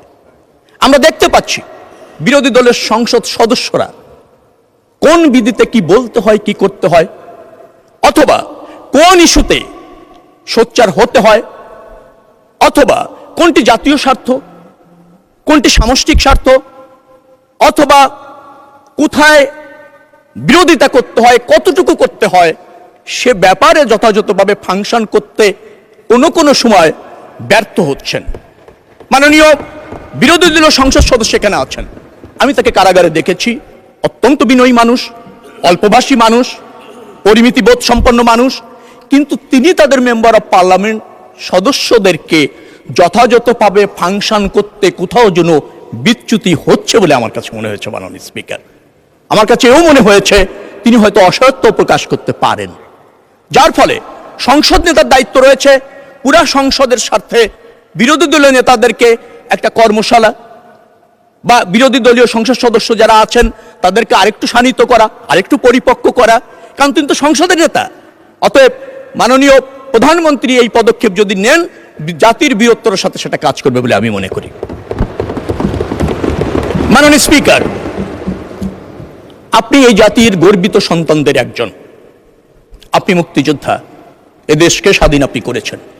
আপনি ওই চেয়ারে বসে যখন এই সংসদকে পরিচালিত করছেন তখন এই সংসদ মহিমান্বিত হচ্ছে, জাতির আশা পূরণ হচ্ছে। এ দেশ যাদের রক্তের বিনিময়ে স্বাধীন হয়েছে তার সফলতা পাচ্ছে। মাননীয় স্পিকার, আমরা গণ আন্দোলন করেছি। আপনি ভালো করেই জানেন যে সফল গণ আন্দোলন প্রথমে রাজনীতিবিদরা শুরু করে, রাজনৈতিক দল শুরু করে। ফ্যাসিবাদী শক্তি সেই গণ আন্দোলন প্রতিরোধ করতে না পেরে রাজনৈতিকভাবে জুলুম, অত্যাচার এবং রাষ্ট্রযন্ত্রের ব্যবহার করে, যার ফলে 17 বছর আন্দোলনের ফলে ধীরে ধীরে একটি গণ আন্দোলন অপরিহার্য হয়েছিল এবং বাংলাদেশের সব শ্রেণী পেশার মানুষ সেই গণ আন্দোলনে অংশগ্রহণ করেছে এবং একটা সফল সমাপ্তি হয়েছে, ফ্যাসিবাদের পতন হয়েছে। কিন্তু আমরা দেখতে পাই যে সেই গণ আন্দোলনকে কোনো সময় আমরা কোনো একটি রাজনৈতিক দল বা গোষ্ঠীর অর্জন বিদায় প্রতিষ্ঠিত করার চেষ্টা করা হয়েছে। মাননীয় স্পিকার, 17 বছরে আমরা জীবন দিয়েছি আমাদের দলের অনেক হাজার হাজার ছেলেরা। মাননীয় স্পিকার, চূড়ান্ত আন্দোলনে 1400 শহীদ হয়েছেন আমাদের সব শ্রেণী পেশার মানুষ, যাদের রক্তের বিনিময়ে এখানে বলা হয়েছে আমরা এই সংসদে এসেছি, এটি অত্যন্ত সত্য। কিন্তু এই সংসদে যারা আমরা এসেছি সবাই তো জীবন দেওয়ার জন্য প্রস্তুত আমরা ছিলাম। মাননীয় স্পিকার, আমরা নির্বাচিত হয়ে সংসদে এসেছি, এই গণ আন্দোলনে নেতৃত্ব দিয়েছি, জীবন যায়নি কিন্তু যেতে তো পারত, জীবন দেওয়ার জন্য আমরা প্রস্তুত ছিলাম। অতএব কারো করুণায় অথবা কোনো গোষ্ঠী বা ব্যক্তির একক অর্জনে এই সংসদ নয়, এই সংসদ জনগণের সংসদ। মাননীয় স্পিকার, জুলাই আন্দোলন নিয়ে আমি একটি কথা বলতে চাই। 28 জুলাই যখন বিএনপির নেতাকর্মীদের ঢালাওভাবে গ্রেপ্তার করা হচ্ছিল, মাননীয় প্রধানমন্ত্রী যখন এই আন্দোলনকে কোঅর্ডিনেট করছিলেন, তিনি আমাকে ফোন করে বলেছেন, রবি, আপনাকে ঢাকা মহানগর দক্ষিণের প্রধান সমন্বয়কারী হিসেবে নেতৃত্ব দিতে হবে। আমি দায়িত্ব নিয়েছিলাম, নেতৃত্ব দিয়েছি, ঝুঁকি নিয়েছি। এই 17 বছর ফ্যাসিবাদী আন্দোলন সফল করবার জন্য 193টা মামলা খেয়েছি, 9 বার জেলে গিয়েছি, 97 দিন রিমান্ডে থেকেছি, 4টা মামলা সাজা হয়েছে, 3 দিন গুম থেকেছি। জাতির জন্য করেছি, প্রধানমন্ত্রীর নেতৃত্বে করেছি, বাংলাদেশের মানুষকে মুক্ত দেবার জন্য নেতৃত্ব করেছি। মাননীয় স্পিকার, আজকে বলা হয় 41 সালে যে রাজনৈতিক দলটি প্রতিষ্ঠিত হয়েছিল, যারা আমাদের বিরোধী দলে এখন আছেন, অনেক জাতীয় নির্বাচনে অংশ নিয়েছেন, এখনো পর্যন্ত জনগণ তাদেরকে ক্ষমতায় ভোটের মাধ্যমে আসীন করেননি। যন্ত্রণা তাদের থাকতে পারে, ব্যর্থতা তাদের থাকতে পারে, কিন্তু রাজনৈতিক স্বার্থে, জাতীয় স্বার্থে তাদেরকে রাজনীতি করতে হবে।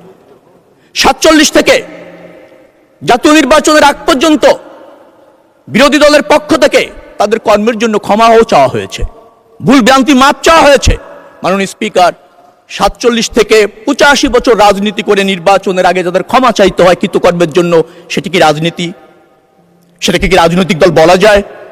অনুশোচনা কি তাদের হয়েছে? জনগণকে এখনো বিভ্রান্ত করার চেষ্টা করা হয়, জনগণকে বিভ্রান্ত করা যায়? জনগণ যদি বিভ্রান্ত হতো তাহলে এই 26-এর নির্বাচনে বিএনপি তো ব্রুট মেজরিটি পেত না। তারা তো জনগণকে বিভ্রান্ত করতে পারেনি, জনগণ বিভ্রান্ত হয় না। বাংলাদেশ জাতীয়তাবাদী দলকে কখনো ক্ষমা চাওয়া লাগেনি। 96-এর নির্বাচনের আগে আওয়ামী লীগের প্রধান বলেছিলেন, একবার আমাদের ভোট ভিক্ষা দিন। এবারের নির্বাচনকে আগে অন্য দলকে আমরা দেখেছি ক্ষমা চাইতে, বিএনপি কখনো জনগণের কাছে ক্ষমা চায়নি, কারণ বিএনপি জনগণের পাশে থেকেছে, জনগণের স্বার্থে আন্দোলন করেছে। এদেশের স্বাধীনতা সংগ্রাম বলেন, স্বৈরাচার বিরোধী আন্দোলন বলেন, 75-এর আপনার সিপাহী জনতার বিপ্লব বলেন, বহুদলীয় গণতন্ত্র প্রতিষ্ঠার জন্য বিএনপির হাত দিয়ে হয়েছে। 11-এর সরকার এসেছিল, অসাংবিধানিক সরকার, সেই সরকারকে নির্বাচনের বাধ্য করার জন্য, নির্বাচন দেওয়ার জন্য বিএনপি আন্দোলন করেছে। 17 বছরে বিএনপি জুলুম অত্যাচারের বিরুদ্ধে, ফ্যাসিবাদের বিরুদ্ধে আন্দোলন করে শপথ গণ অভ্যুত্থান করেছে, যার জন্য জনগণ জানে বিএনপিকে তাদের ভোট দিতে হবে। কারণ বিএনপি দ্বারাই এদেশের স্বাধীনতা, সার্বভৌমত্ব, এদেশের বহুদলীয় গণতন্ত্র, এদেশের গণমানুষের শাসন, জবাবদিহিমূলক সরকার, জবাবদিহিমূলক সংসদ প্রতিষ্ঠিত করা সম্ভব। অতীতে হয়েছে, এখন হচ্ছে, ভবিষ্যতে হবে। এই জন্য বিএনপি একটা প্রতিষ্ঠিত রাজনৈতিক দল। মাননীয় স্পিকার, গণভোটের কথা বলা হয়েছে। মাননীয় সদস্য, 10 মিনিট আপনি বলেছেন, অনেক টাইম, তারপর আপনি 2 মিনিটে শেষ করেন। ধন্যবাদ মাননীয় স্পিকার। গণভোটের কথা বলা হয়েছে, সত্য। গণভোট মানুষ, 71% মানুষ রায় দিয়েছে। কিসের জন্য? জুলাই সনদ বাস্তবায়ন করবার জন্য। জুলাই সনদ কি? যে জুলাই সনদ আমরা রাজনৈতিক সমঝোতার ভিত্তিতে সমস্ত রাজনৈতিক দল সই করেছি, একমত হয়েছে। কিছু সাংবিধানিক সংস্কার আছে, অন্যান্য সংস্কার আছে, এটা আমরা বাস্তবায়ন করতে বদ্ধপরিকর, অঙ্গীকারবদ্ধ। মাননীয় প্রধানমন্ত্রী তা বলেছেন, আমাদের দল সেটা ধারণ করে এবং বাস্তবায়ন করবার জন্য অঙ্গীকার করেছে। আমরা জুলাই সনদের বাস্তবায়ন চাই। যে সনদের বাস্তবায়ন চাই সেটি হচ্ছে যেটা জাতি বা রাজনৈতিক দল সই করেছে, তার বাস্তবায়ন চাই। তার জন্য 71% মানুষ ভোট দিয়েছে জুলাই সনদ বাস্তবায়নের জন্য। সেটা বাস্তবায়ন হবে। কিভাবে হবে? সেই জায়গায় 51% ভোট দিয়েছে মানুষ বিএনপিকে, যে বিএনপি যেভাবে চেয়েছে, যেভাবে সই করেছে, সেভাবে বাস্তবায়ন হবে। 20% মানুষ এর সাথে একমত হয়নি। 71 থেকে যদি 51 আপনি বাদ দেন, তো 20% গ্রহণযোগ্য হবে নাকি 51% মানুষের সমর্থন গ্রহণযোগ্য হবে? যে রাজনৈতিক দলটি এটা বোঝেন না, বুঝতে চান না, মানুষকে বিভ্রান্ত করতে চান। আমি বারবার বলছি, 41 থেকে জন্ম নিয়ে এই পর্যন্ত জনগণ আপনাদেরকে নির্বাচিত করেনি, কারণ নির্বাচনের আগে আপনারা মানুষকে বিভ্রান্ত করে, কৌশল পরিবর্তন করে এক এক নির্বাচনে এক একভাবে আবির্ভূত হন। এটা রাজনৈতিক দলের দায়িত্ব না।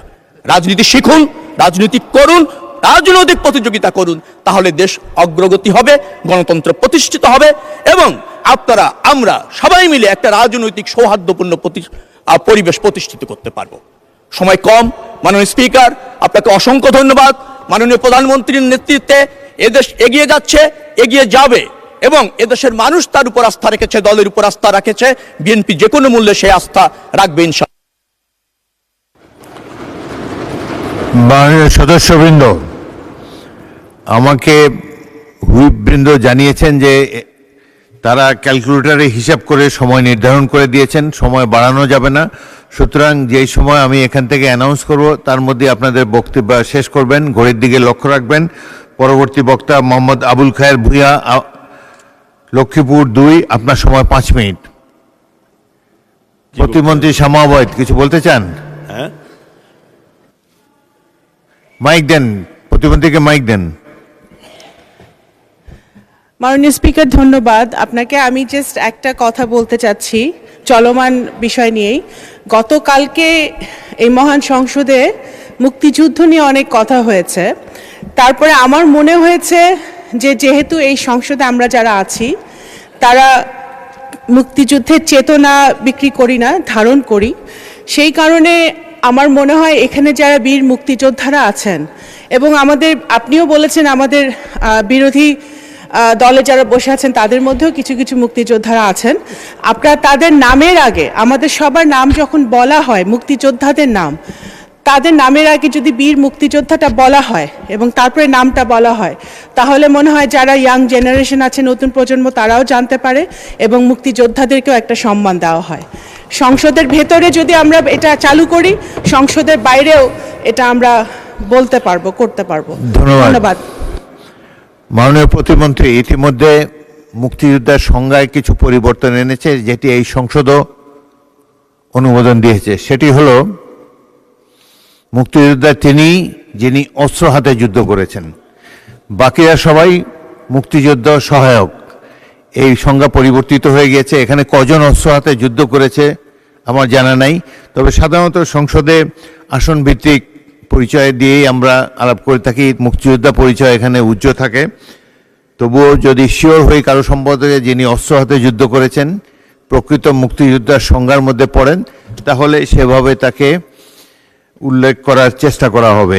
এখন মাননীয় সদস্য মোহাম্মদ আবুল খায়ের ভূঁইয়া 5 মিনিটে বক্তব্য শেষ করবেন। সময় কমে দেওয়ার জন্য মাননীয় স্পিকার আপনাকে ধন্যবাদ।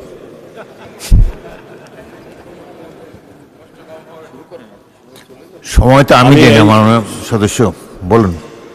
আমি প্রথমে ধন্যবাদ জানাচ্ছি এবং কৃতজ্ঞতা প্রকাশ করছি এদেশের জনগণ, আমাদের বর্তমান সংসদ নেতা মাননীয় প্রধানমন্ত্রী নির্বাচনের পূর্বে যে নির্বাচনী ইশতেহার এদেশের জনগণের যে ওয়াদা দিয়েছিলেন, এদেশের জনগণ ওনার ওয়াদার প্রতি সমর্থন জানিয়ে বাংলাদেশ জাতীয়তাবাদী দলকে নিরঙ্কুশ ভোটে নির্বাচিত করেছেন। এদেশের জনগণকে যেন আন্তরিক ধন্যবাদ, অভিনন্দন জানাচ্ছি। মাননীয় স্পিকার, বাংলাদেশের জনগণ বিগত 70 বছর আন্দোলন সংগ্রামের মধ্য দিয়ে একটি নির্বাচিত সংসদ আজকে আমাদের মধ্যে উপহার দিয়েছেন। ইতিমধ্যে যে সমস্ত কর্মসূচি বাস্তবায়নের জন্য নির্বাচন পূর্বে ওয়াদা দেওয়া হয়েছিল, আমাদের নেতা মাননীয় প্রধানমন্ত্রী ওনার নেতৃত্বে এই কর্মসূচিগুলো বাস্তবায়ন শুরু হয়ে গিয়েছে, যেটা পৃথিবীর কোনো রাষ্ট্রে কখনো এরকম তাৎক্ষণিকভাবে মাত্র 2 মাস 10 দিন অথবা 11 দিন হবে, এর মধ্যে এই কাজগুলো শুরু হয়ে গিয়েছে। এটা একটা ভঙ্গুর অর্থনীতি, ভঙ্গুর প্রশাসন, কেবলমাত্র নীতি এবং আদর্শে থাকার কারণে এগুলো বাস্তবায়ন করা সম্ভবপর হচ্ছে এবং এই কর্মসূচিগুলো হাতে নেওয়া হয়েছে। আমি লক্ষ্য করে দেখছি এই কর্মসূচিগুলো যাতে করে বাস্তবায়ন না হয়, বাংলাদেশ যাতে করে স্থিতিশীল না চলে, ইতিমধ্যে বিভিন্ন শিক্ষা প্রতিষ্ঠান সব বিভিন্ন বিনা কারণে বিনা ইস্যু তৈরি করে বাংলাদেশকে অস্থিতিশীল করার নতুন একটা ষড়যন্ত্র চক্রান্ত শুরু হয়েছে। মাননীয় স্পিকার, শত শহীদের রক্তের বিনিময়ে আমার নেত্রী বেগম খালেদা জিয়ার অদম্য সাহস, আন্দোলন সংগ্রামের মধ্য দিয়ে যিনি এদেশের মানুষের সবসময় পাশে দাঁড়িয়েছেন, এদেশের জনগণের মুক্তির জন্য লড়াই করেছেন, স্বৈরাচার বিরোধী এরশাদ আন্দোলন, ফ্যাসিস্ট সরকারের বিরুদ্ধে আন্দোলন, এদেশের মানুষকে ঐক্যবদ্ধ করে রাজপথে নামিয়েছেন, তার অদম্য সাহস এবং তার যোগ্য উত্তরসূরি আজকে দিনে এখানে প্রধানমন্ত্রী, সংসদ নেতা, তার অত্যন্ত স্বাগতিক দক্ষতার মধ্যে যিনি একটি মাত্র কম্পিউটার, একটি চেয়ারের মাধ্যমে এই আন্দোলন সারা বাংলাদেশের নিয়ন্ত্রণ করেছেন। মাননীয় স্পিকার, পৃথিবীর ইতিহাসে যিনি হাজার হাজার কিলোমিটার দূরে থেকে দেশের সংগঠন করেছেন, আন্দোলন করেছেন, ফ্যাসিস্ট সরকারের পতন ঘটিয়েছেন, এটা হচ্ছে একটা প্রথম নজির বাংলাদেশের ইতিহাসে, পৃথিবীর ইতিহাসে। আজকে একটি অবাধ সুষ্ঠু নির্বাচন হয়েছে, সেই নির্বাচনের মাধ্যমে একটি পদ্ধতি সংসদ হয়েছে, কিন্তু আমরা প্রত্যাশা ছিল যাদের কাছে দলমত নির্বিশেষে ঐক্যবদ্ধভাবে বাংলাদেশকে শক্তিশালী করতে হবে, গণতন্ত্রের শক্তিশালী করতে হবে, দেশের মানুষের চাহিদা পূরণ করতে হবে, আমাদের মাননীয় প্রধানমন্ত্রীকে সাহায্য সহযোগিতা করা, হাতকে শক্তিশালী করার। কিন্তু ওনার ইতিমধ্যে যে কাজগুলো আমাদের মাননীয় প্রধানমন্ত্রী করেছেন, ফ্যামিলি কার্ড, কৃষক কার্ড, খাল কানার কর্মসূচি, এটা উল্লেখযোগ্য, আর কয়েকটি কর্মসূচি, কিন্তু ওনারা তো একটি প্রস্তাবও, একটি বক্তৃতা ধন্যবাদ দিলেন না মাননীয় স্পিকার। অথচ আমরা লক্ষ্য করে দেখেছি সামান্য ঘটনাকে কেন্দ্র করে বিভিন্ন জায়গায় অপপ্রচার করা হচ্ছে, বিভিন্ন জায়গায় সরকারকে বেকায়দা ফেলানোর চেষ্টা করা হচ্ছে, আর সরকারের কোনো আন্তরিকতার অভাব ছিল আমরা সেটা লক্ষ্য করে দেখেছি, চেষ্টা করা হচ্ছে। আমরা আশা করি এদেশ, আপনি যেখানে বসা আছেন উপরে 2টি অক্ষর আছে বিসমিল্লাহির রহমানির রহিম, লা ইলাহা ইল্লাল্লাহ মুহাম্মাদুর রাসূলুল্লাহ, নিচে হচ্ছেন একজন মুক্তিযোদ্ধা। এটাই হলো বাংলাদেশ। মাননীয় স্পিকার, শহীদ রাষ্ট্রপতি জিয়াউর রহমান এটার মাধ্যমে বাংলাদেশকে প্রতিষ্ঠিত করেছেন। আজকে তার আদর্শ উদ্বুদ্ধ বেগম খালেদা জিয়ার আন্দোলন সংগ্রাম এবং আমাদের নেতা তারেক রহমানের নেতৃত্বে আজকে বাংলাদেশের যে উন্নয়ন কর্মসূচি চলছে, বিগত দিনে বিভিন্ন রকমের আমাদের বিরুদ্ধে অপপ্রচার করা হয়েছিল। নির্বাচনে তো ওনারা মোটামুটি এদেশের মানুষকে বেস্টের টিকিট দিয়েই দিয়েছেন। আমরা কিন্তু বেস্টের টিকিটের কথা বলা হয়নি, বলা হয়েছে ফ্যামিলি কার্ড দেওয়া হবে, সেটা বাস্তবায়ন হয়েছে ইনশাল্লাহ। বলা হয়েছে কৃষক কার্ড দেওয়া হবে, সে কৃষক কার্ড দেওয়া হয়েছে। তাই আমি অনুরোধ করব, আমাদের এই দেশ নানান ঘাত প্রতিঘাতের মধ্যে দীর্ঘদিন পর আজকে স্বাধীন সার্বভৌম রাষ্ট্রে একটি গণতান্ত্রিক সরকার প্রতিষ্ঠা হয়েছে। এদেশের ছাত্র সমাজকে নন ইস্যু করে, শিক্ষা প্রতিষ্ঠানকে বিভিন্ন প্রতিষ্ঠানের মধ্যে অরাজকতা সৃষ্টি করে বাংলাদেশে কোনো বিশৃঙ্খলা সৃষ্টি না করার আমি আহ্বান জানাচ্ছি। সকলে ধর্ম ফ্যাসিস্ট সরকার যাতে করে আবার কোনো উচিলায় যাতে এদেশে আবার যাতে প্রবেশ করতে না পারে, বাংলাদেশে গণতন্ত্র সকলে মিলে আমাদের সংসদ নেতা বাংলাদেশের প্রধানমন্ত্রী তারেক রহমানের নেতৃত্বে আগামী বাংলাদেশকে যে আশা ভরসা নিয়ে আমাদের দেশের জনগণ ঐক্যবদ্ধ হয়েছিল। ধন্যবাদ মাননীয় সদস্য। পরবর্তী বক্তা মোহাম্মদ মুজিবুর রহমান, রাজশাহী 1, আপনার সময় 8 মিনিট, অনুগ্রহ করে 8 মিনিটে শেষ করবেন।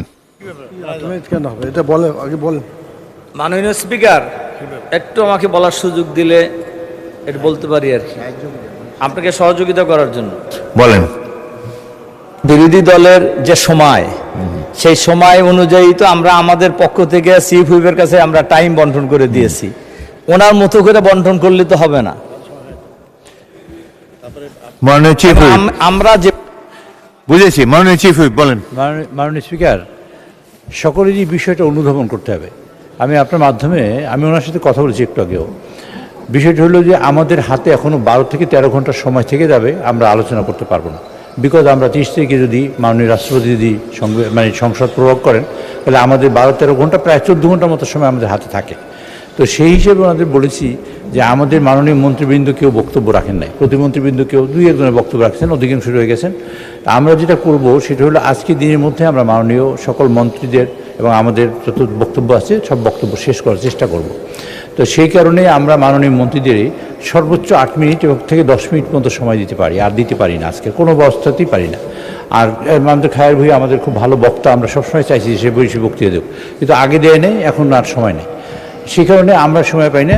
আর আগামী দিন 30 তারিখে যদি হবে, সেদিন আমরা সময় রেখেছি আমাদের মাননীয় বিরোধী দলীয় উপনেতা এবং আমাদের মাননীয় বিরোধী দলীয় নেতা এবং আমাদের মাননীয় নেতা এবং এখানে আর 2 জনের জন্য বক্তব্যের সময় রেখেছি আগামীকালকে দিন। আগামীকালকে আমরা কেউ রাখবো না, আজকেই আমাদের বক্তব্য শেষ করতে হবে।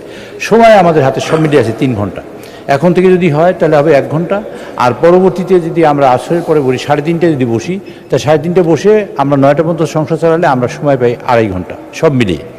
তো এই 2.5 ঘন্টা আর এই 1 ঘন্টা, 1 ঘন্টার তো অনেক সময় চলে গেছে, তাতে যে সময় ভাগে আসে আমি ওনাকে বলেছি যে আপনারা 10 মিনিট করে বক্তৃতা দেন। আমরা 30 মিনিট দিলে তা তো আমরা কাভার করতে পারবো না, কারণ আমি সময় দিচ্ছি ধরেন আমরা 26%, কিন্তু সময় তো একইভাবে ভাগ হইতেছে, আমরা সময় বেশিও নিচ্ছি না, ওনাদেরও কম দিচ্ছি না, বরং একটু বেশি দেওয়ারই চেষ্টা করছি। সেই জন্য আমাদের মন্ত্রী 8 মিনিট দিলে ওনাদের বলছি আপনারা 10 মিনিট দেন, এই অনুরোধটা ওনাদের কাছে করেছি। মাননীয় সংসদ বিরোধী দলীয় নেতা এই ব্যাপারটায় আপনি দৃষ্টি দিয়েন, আপনাকে অনুরোধ করছি। ধন্যবাদ মাননীয় স্পিকার। আপনাদের প্রাপ্য সময় অনুসারেই তো নির্ধারণ করেছেন বলে মনে হলো।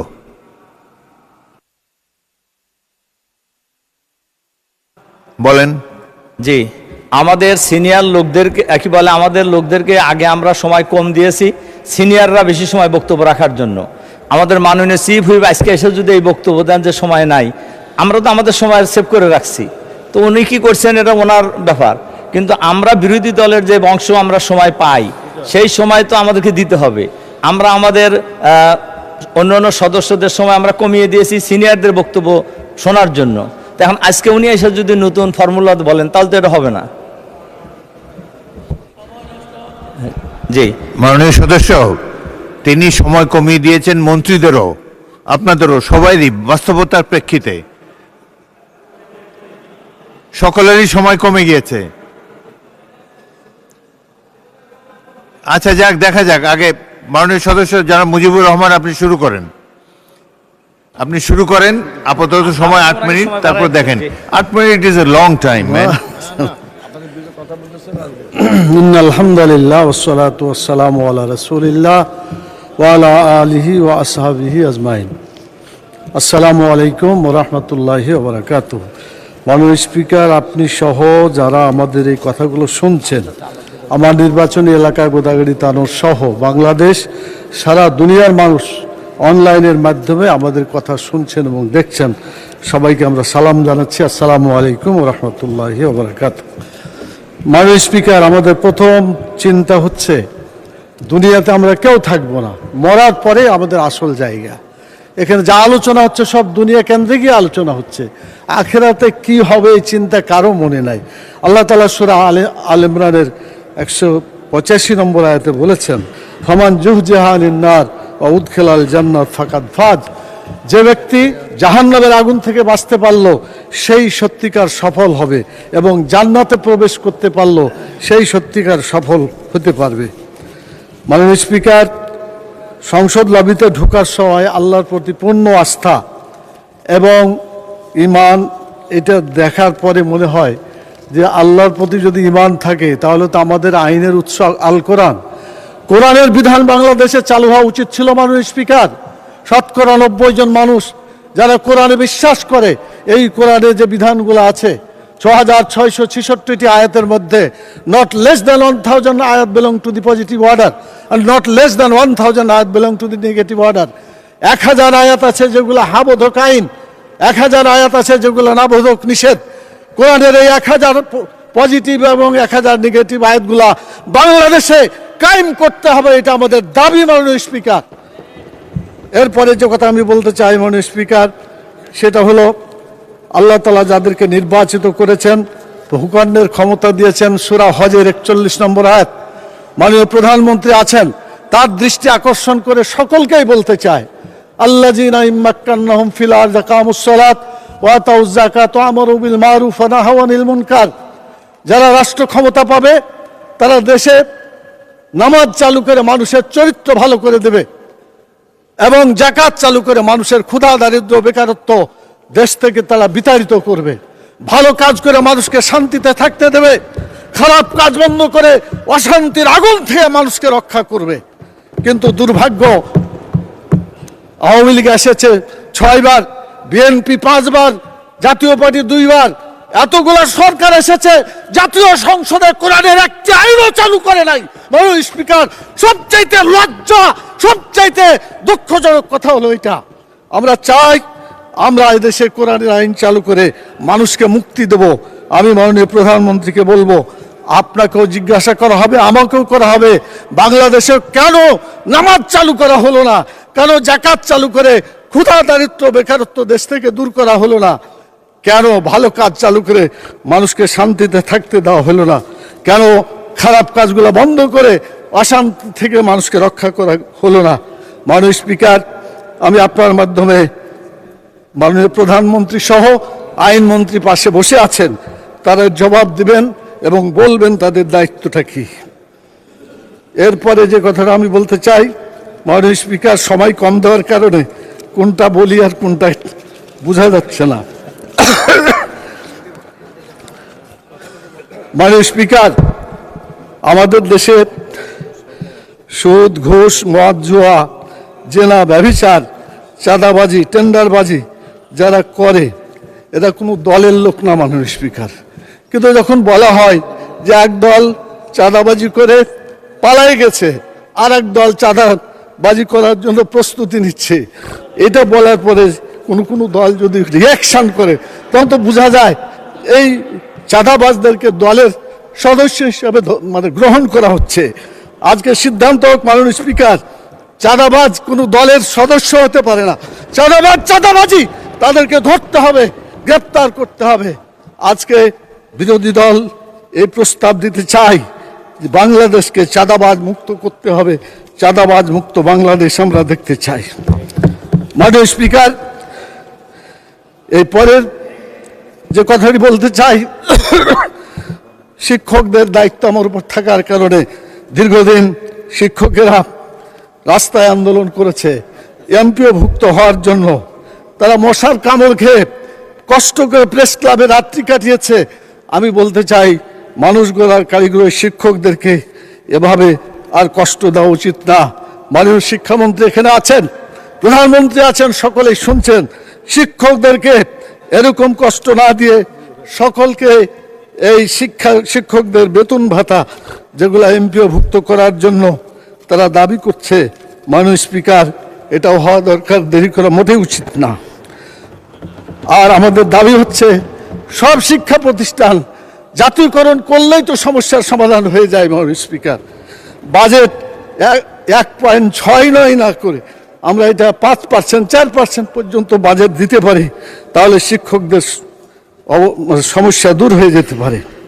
মাননীয় স্পিকারের পরের কথা হচ্ছে, এই দেশে ইসলামী আইন চালু করার জন্য সকল ওলামাই কেরাম, আমাদের এমপিরা এখানে অনেকে আছেন যারা মাদ্রাসা পাস এবং বড় বড় ওলামাই কেরাম, তাদেরকে নিয়ে এবং বাইরে যত মাযহাব যুক্ত ওলামাই কেরাম আছে, এমনকি আহলে হাদিস আছে, সকল ওলামাকে নিয়ে একটা ইসলামী বোর্ড গঠন করা, যারা ইসলামী আইন চালু করার জন্য আমাদেরকে পরামর্শ দিবে এবং দেশে সেই আইন কার্যকরী হবে।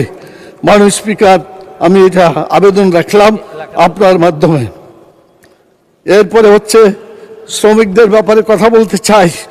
শ্রমিকরা অনেক কষ্টের মধ্যে আছে, তাদের বেতন বাড়ানো হয়, সর্বনিম্ন মজুরি বলা হয়, কিন্তু তারা এখন পর্যন্ত যা বলা হয়েছে, যা সিদ্ধান্ত হয়েছে তা বাস্তবায়ন হচ্ছে না। আমি দাবি করছি তাদের সর্বনিম্ন মজুরি যেটা সিদ্ধান্ত আছে এটাকে বাস্তবায়ন করা হোক। মাননীয় স্পিকার, আমাদের দেশে সব জায়গায় একই দাবি করা হয়। মাননীয় স্পিকার, সকল এমপি বলে আমার এখানে স্বাস্থ্য কেন্দ্র আছে, মেডিকেল আছে, অ্যাম্বুলেন্স নাই, কার অ্যাম্বুলেন্স আছে, ড্রাইভার নাই। একটা সিদ্ধান্ত হলেই তো কথাগুলো বলা লাগে না মাননীয় স্পিকার, সেটা হলো বাংলাদেশের যেখানেই স্বাস্থ্য কেন্দ্র আছে এবং হাসপাতাল আছে সব জায়গায় অ্যাম্বুলেন্স থাকবে, ড্রাইভার থাকবে। এটা কোনো অবস্থাতেই এটা হতে পারে না। গাড়ি নাই, হাসপাতাল সেখানে আছে, রুগীরা আসবে কেমন করে যারা মরে যাচ্ছে? সেই জন্য বাংলাদেশের সকল স্বাস্থ্য কেন্দ্রে অ্যাম্বুলেন্স এবং ড্রাইভার নিশ্চিত করতে হবে মাননীয় স্পিকার। এরপরে যে কথা আমি বলতে চাই মাননীয় স্পিকার, সেটা হলো গণভোট আর যে সংসদের ভোট যেটা হলো মাননীয় স্পিকার, সেখানে দেখা যাচ্ছে আমরা একটা ভোটে শপথ নিলাম আর আরেকটা নিলাম না, তাহলে জনগণের ভোটের সাথে সত্যিকার ভালো আচরণ করা হলো না, জনগণের বিরুদ্ধে অবস্থান নেওয়া হলো। সেই জন্য মাননীয় সদস্য, আপনাকে আরো 2 মিনিট দেওয়া হলো, এই 2 মিনিটে কনক্লুড করুন। অন্তত 4 মিনিট দেন মাননীয় স্পিকার, আপনি তখন 10 মিনিট পর্যন্ত বাড়াইছেন। আচ্ছা 3 মিনিট বলেন মাননীয় সদস্য। এখন যদি একই অর্ডারে সংসদ সদস্য নির্বাচিত হলো, আবার গণভোটও হইল, সংসদ সদস্যের শপথ নিলাম, গণভোট নিলাম না, যদি গণভোট বাতিল হয়ে যায় তাহলে সংসদ সদস্য পদও বাতিল হওয়ার আশঙ্কা আছে বলে বর্তমান যারা আইনজ্ঞ তারা এটা পর্যালোচনা করছেন। শেষে আমও যাবে, ছাড়াও যাবে মাননীয় স্পিকার। অতএব গণভোটকে শপথ নিয়ে এটাকে কার্যকরী করতে হবে। আর এটা যদি না হয়, দ্বন্দ্ব যেখানে শুরু হয়েছে এই দ্বন্দ্বর সমাধান হবে বলে মনে হয় না। মাননীয় প্রধানমন্ত্রী বলেছেন অক্ষরে অক্ষরে এটা পালন করবেন, তাহলে শপথটা নিলে অসুবিধাটা কোথায় আমরা তো বুঝি না। এজন্য শপথ নিয়ে এটা সমাধান করতে হবে মাননীয় স্পিকার। এরপরে যে কথা বলতে চাই সেটা হলো টিকিট বিক্রির একটা কথা বলা হয়েছে মাননীয় স্পিকার, একটু প্লিজ। কোরআন মাজিদে একটি আয়াতকে কেন্দ্র করে এটা ভুল বোঝাবুঝি হচ্ছে। আল্লাহ তাআলা সূরা তওবার 111 নম্বর আয়াতে বলেছেন যে আল্লাহ তাআলা জান মালকে কিনে নিয়েছেন জান্নাতের বিনিময়ে। এটা আল্লাহর কথা। আপনি জানমাল দিবেন, বিক্রি করবেন, জান্নাতে যেতে পারবেন। জানমাল আল্লাহর পথে দিবেন না, আপনার কপালে জান্নাত হবে না। এটা আল্লাহর কথা, এটা মানুষের কথা না। আমি চ্যালেঞ্জ দিলাম, জামাতে ইসলামের কোন নেতা বলেছে আমার কাছে যে জান্নাতের টিকিট আছে বিক্রি করছি? মাননীয় প্রধানমন্ত্রীকে জবাব দিতে হবে কেন তিনি এটা বলছেন। আমাদের ফখরুল ইসলাম সাহেব বলেছিলেন আমরা শরীয়তের আইন বিশ্বাস করি না, পরে অবশ্য আত্মসমর্পণ করে নির্বাচনের আগে বলেছেন শরীয়তের বিরুদ্ধে আমরা কোনো আইন আমরা পাশ করব না। তো ধন্যবাদ ওনাকে, অন্তত তওবা করে ফিরে এসেছেন। আমরা আল্লাহর আইন চাই, আপনারা আল্লাহর আইনের বিরোধিতা করবেন না বলেছেন। অতএব আসুন বাংলাদেশে মানুষের আইনের কবর রচনা করে কোরআনের আইন প্রতিষ্ঠা করি রব্বুল আলামিন। আল্লাহ তাআলা আমাদেরকে সে তৌফিক দান করুন। মাননীয় স্পিকার, কথা বলার সময় নাই। আমার নির্বাচনী আসনের কথা, সকলের জন্য যে কথা, আমার নির্বাচনী এলাকা গোদাগাড়ি থানার একই কথা। মাননীয় স্পিকার, আমি কথা শেষ করতে চাই এভাবে যে আমাদের দেশে বড় বড় আলেম আছে, তাদের ব্যাপারে এআইকে কেন্দ্র করে ওষুধ বিক্রি করার একটা অ্যাডভার্টাইজ দেখা যায়। তো এআই যে এইভাবে বড় বড় ওলামা ইকরাম, আহমদুল্লাহ সাহেব, আজহারি সাহেব, জাকির নায়েক ইত্যাদি, তাদের বিরুদ্ধে যেটা মানে এই সেক্স অ্যাডভার্টাইজ করার ব্যাপারে ওষুধপত্র বিক্রি করছে, এটার বিচার হওয়া উচিত। এগুলো দেশ থেকে বিতাড়িত করা উচিত যে কেন তার একজন আলেমের এভাবে মানে তারা অপপ্রচার করছে। মাননীয় স্পিকার, সবশেষে বলতে চাই এই জাতীয় সংসদে আল্লাহ তাআলা আমাদেরকে পরবর্তী বক্তা জনাব গোলাম মোহাম্মদ সিরাজ, বগুড়া 5। আপনার সময় 6 মিনিট। এখনো পয়েন্ট অফ অর্ডার হবে না। জিএম সিরাজ। আমি 6 মিনিটের বক্তব্য রাখতে পারবো না মাননীয় স্পিকার, আমি 6 মিনিট বক্তব্য রাখতে পারবো না। আপনি চালান না, দেখি কি স্পিড আপনার। চালাবো, আমাকে আরো 6 মিনিট দিতে হবে। আপনি শুরু করেন। ঠিক আছে মাননীয় স্পিকার, আপনাকে ধন্যবাদ। বিসমিল্লাহির রহমানির রহিম। রাষ্ট্রপতির ভাষণের উপরে বক্তব্যের পালা আমার। রাষ্ট্রপতিকে নৈতিকভাবে ধন্যবাদ দেবার ভাষার শব্দ আমি খুঁজে পাচ্ছি না। একটা শব্দ পাই, সেটা হলো ভাগ্যবান। যিনি ফ্যাসিস্ট আমল পার করেছেন, ইন্টারিম সরকার পার করেছেন, গণতান্ত্রিক সরকারে চলছে, কাজে অসম্ভব একটা ভাগ্যবান ব্যক্তি আমাদের বর্তমান রাষ্ট্রপতি। মাননীয় স্পিকার, তার ভাষণের কিছু অংশের জন্য আমি অত্যন্ত আনন্দ চিত্তে কিছু তার বক্তব্য ভালো লেগেছে। 17 বছরের ফ্যাসিবাদী শাসনকে স্বীকৃতি দিয়েছেন তিনি। তার বক্তব্যে হাসিনা ফ্যাসিবাদী শাসনের ফলে গুম, খুন, বিচার বহির্ভূত হত্যা, মানুষের উপর অত্যাচারের স্বীকৃতি তার ভাষণে আছে। মাননীয় স্পিকার, 24-এর গণজাগরণের গণঅভ্যুত্থানের শহীদ আহতদের প্রতি কৃতজ্ঞতা স্বীকার করেছেন। মাননীয় স্পিকার, শহীদ প্রেসিডেন্ট জিয়া রহমান এবং নেত্রী বেগম খালেদা জিয়ার তিনি তার অবদানকে স্বীকার করেছেন, তিনি শ্রদ্ধার সাথে স্মরণ করেছেন।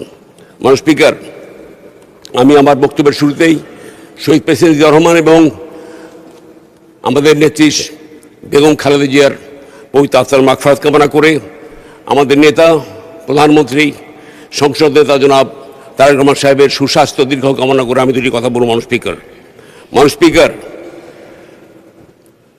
আমি একই সাথে 71-এর সকল মুক্তিযোদ্ধা এবং 24-এর সকল যোদ্ধাদের শ্রদ্ধার সাথে স্মরণ করছি।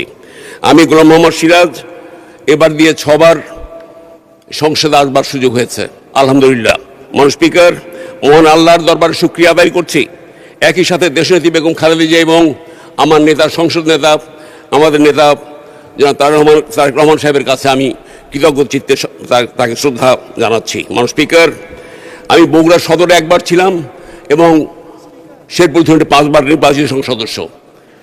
এবার লক্ষাধিক ভোটের ব্যবধানে আমাকে নির্বাচিত করায় শেরপুর ধুনুটের জনগণের কাছে আমি কৃতজ্ঞ, চিরঋণী। মাননীয় স্পিকার, মাননীয় স্পিকার, আমি বেগম খালেদা জিয়ার হাত ধরে 91 পার্লামেন্টের প্রথম আসি, তখন আমি টকবগে যুবক ছিলাম। মাননীয় স্পিকার,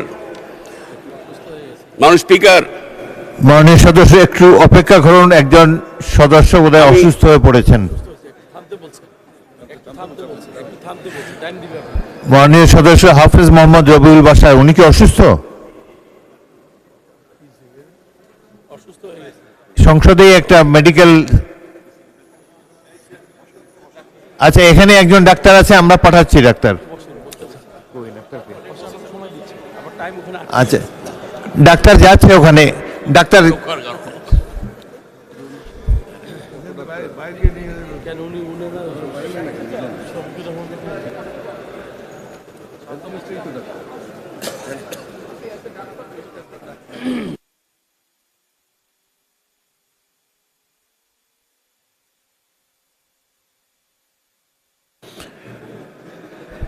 ওখানে দেখি একজন ডাক্তার পৌঁছেছেন। ডাক্তার থাকলে হাত খাড়া করেন। ডাক্তার আছেন ওখানে?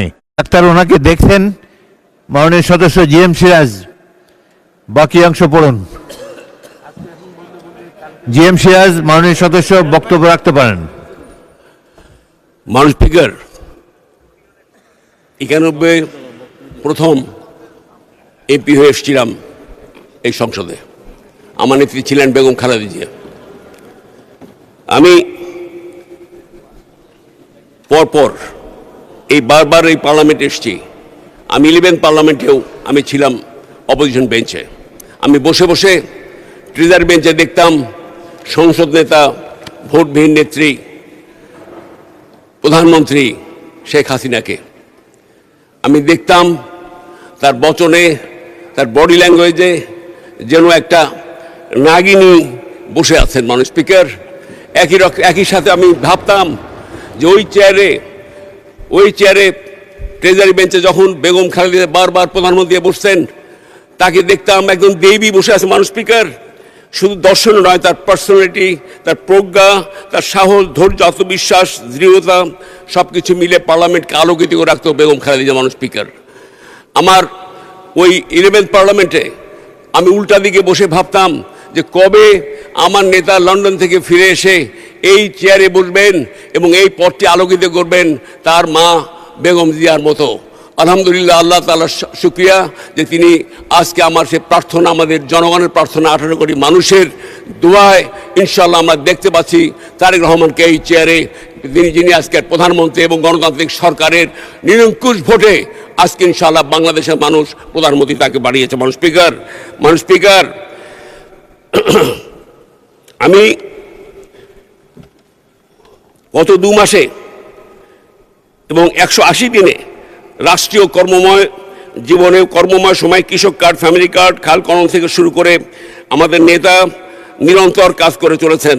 তার নির্দেশে সকল কর্মকাণ্ডে আমাদের মন্ত্রীরা সত্যি সত্যি দৌড়ের উপর আছেন। মানুষ স্পিকার এলাকার উন্নয়ন হবে বৈষম্যহীন, এই ঘোষণা দিয়েছেন কে? আমাদের নেতা প্রধানমন্ত্রী তারেক রহমান সাহেব। অর্থাৎ রেশনাল ডিস্ট্রিবিউশন হবে জনসংখ্যা এবং ভূমির পরিমাণের আয়োজনের ভিত্তিতে সরকার উন্নয়ন তহবিল হবে যৌক্তিক বন্টন। কিন্তু কিছু কিছু ক্ষেত্রে আমরা দেখতে পাচ্ছি আমাদের মাননীয় মন্ত্রী সাহেবরা আমাদের এমপি সাহেবের তুলনায় 10 গুণ বহুগুণ বেশি তাদের বরাদ্দ নিয়ে যাচ্ছেন। মানুষ স্পিকার, এই জায়গায় আমি মাননীয় প্রধানমন্ত্রীকে নিবেদন করতে চাই যে একটা সফটওয়্যার ডিজিটালাইজ পদ্ধতির মাধ্যমে বন্টন পদ্ধতি এমন হওয়া উচিত যাতে করে এমপিদের মাননীয় মন্ত্রীদের পিছনে ধর্ণা দিতে না হয়, দৌড়াতে না হয়, এবং একই সাথে মন্ত্রী সাহেবরাও যে চাপে থাকেন, তদবিরের চাপ, তাদের চাপও কমে যায়। কাজে একটা সফটওয়্যার হওয়া উচিত ডিজিটালাইজ পদ্ধতিতে, যাতে বন্টন নামাটা আমাদের সমবন্টন বা সুষম বন্টন হয়। মানুষ স্পিকার, আমি মাননীয় প্রধানমন্ত্রীর কাছে নিবেদন করছি। মানুষ স্পিকার, একটা ওল্ড প্র্যাকটিস আছে আমাদের ক্যাবিনেটে, একটা রিসিপ্রোকাল এক্সচেঞ্জ, সেটাকে আমরা বলতে পারি barter exchange of inter ministry and ministers. সেটা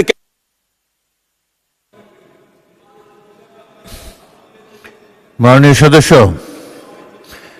সদস্য, আপনার বোধহয় মাইক না হলেও চলে নাকি?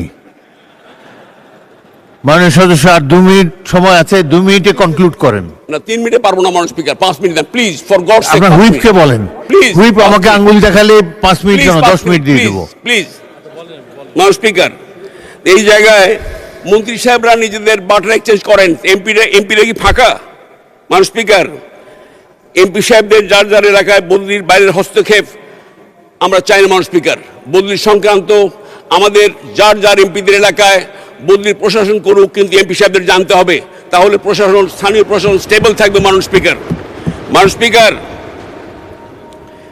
জাতীয় জ্বালানি সংকটে আমাদের চমৎকার একটা কমিটি হয়েছে মাননীয় প্রধানমন্ত্রীর তার ইচ্ছায়। একইভাবে আমি আহ্বান করব যে ব্যাংক, বিশেষ করে ইসলামী ব্যাংক, একটা জাতীয় স্বার্থ অবশ্যই, যে ব্যাংকের 3 কোটি গ্রাহক আজকে আস্থাহীনতার মধ্যে রয়েছে। মানুষ স্পিকার, এবং আমি বিরোধী দলের নেতাকে বলবো, দয়া করে ঘোলা পানিতে মাছ শিকার করবেন না এই ব্যাংকটির মধ্যে। আপনারা আমাদের অর্থমন্ত্রী বলেছেন যে এখানে কোনো নৈতিক সমঝোতা নেই। অতএব আমি আজকে আহ্বান করছি যে আজকে আসুন সরকারি দল এবং বিরোধী দল মিলে এই ব্যাংকটির স্বার্থ রক্ষা করি।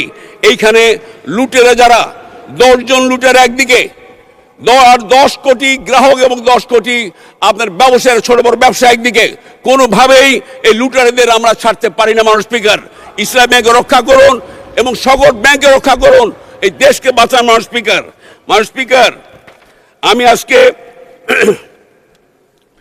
আমার শুধু এলাকার অনেক কিছু বাদ দিয়েছি, শুধু এলাকার 2টি কথা বলবো, এর জন্য 2-3 মিনিট দেবেন। মানুষ স্পিকার, যারা আমাকে এইবারের শেষবারের মতো, আমি আরো বলছি, আমার নেতা জানেন এবং পার্লামেন্টকে জানাচ্ছি, এইটাই গোলাম মোহাম্মদ সিরাজের শেষ নির্বাচন।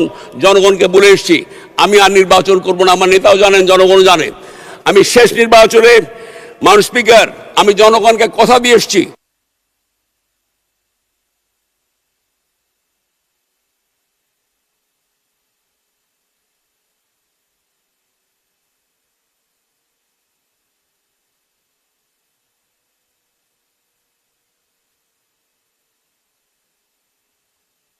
ওকে, 1 মিনিটে শেষ করেন। আজান চলছে, 1 মিনিটে শেষ করেন। স্পিকার, ধনুটে যমুনা ভাঙনে স্থায়ী বাঁধ, শেরপুরে গ্যাস সরবরাহ নিশ্চিত করে শিল্প প্রতিষ্ঠান করা এবং কর্মসংস্থান সৃষ্টি করা। শেরপুর ধনুট উপজেলা স্বাস্থ্য কেন্দ্রে 31 শয্যা বিশিষ্ট আপনার যে 50 শয্যা করা হয়েছে, তার উপকরণের অভাব, এবং সেখানে আপনার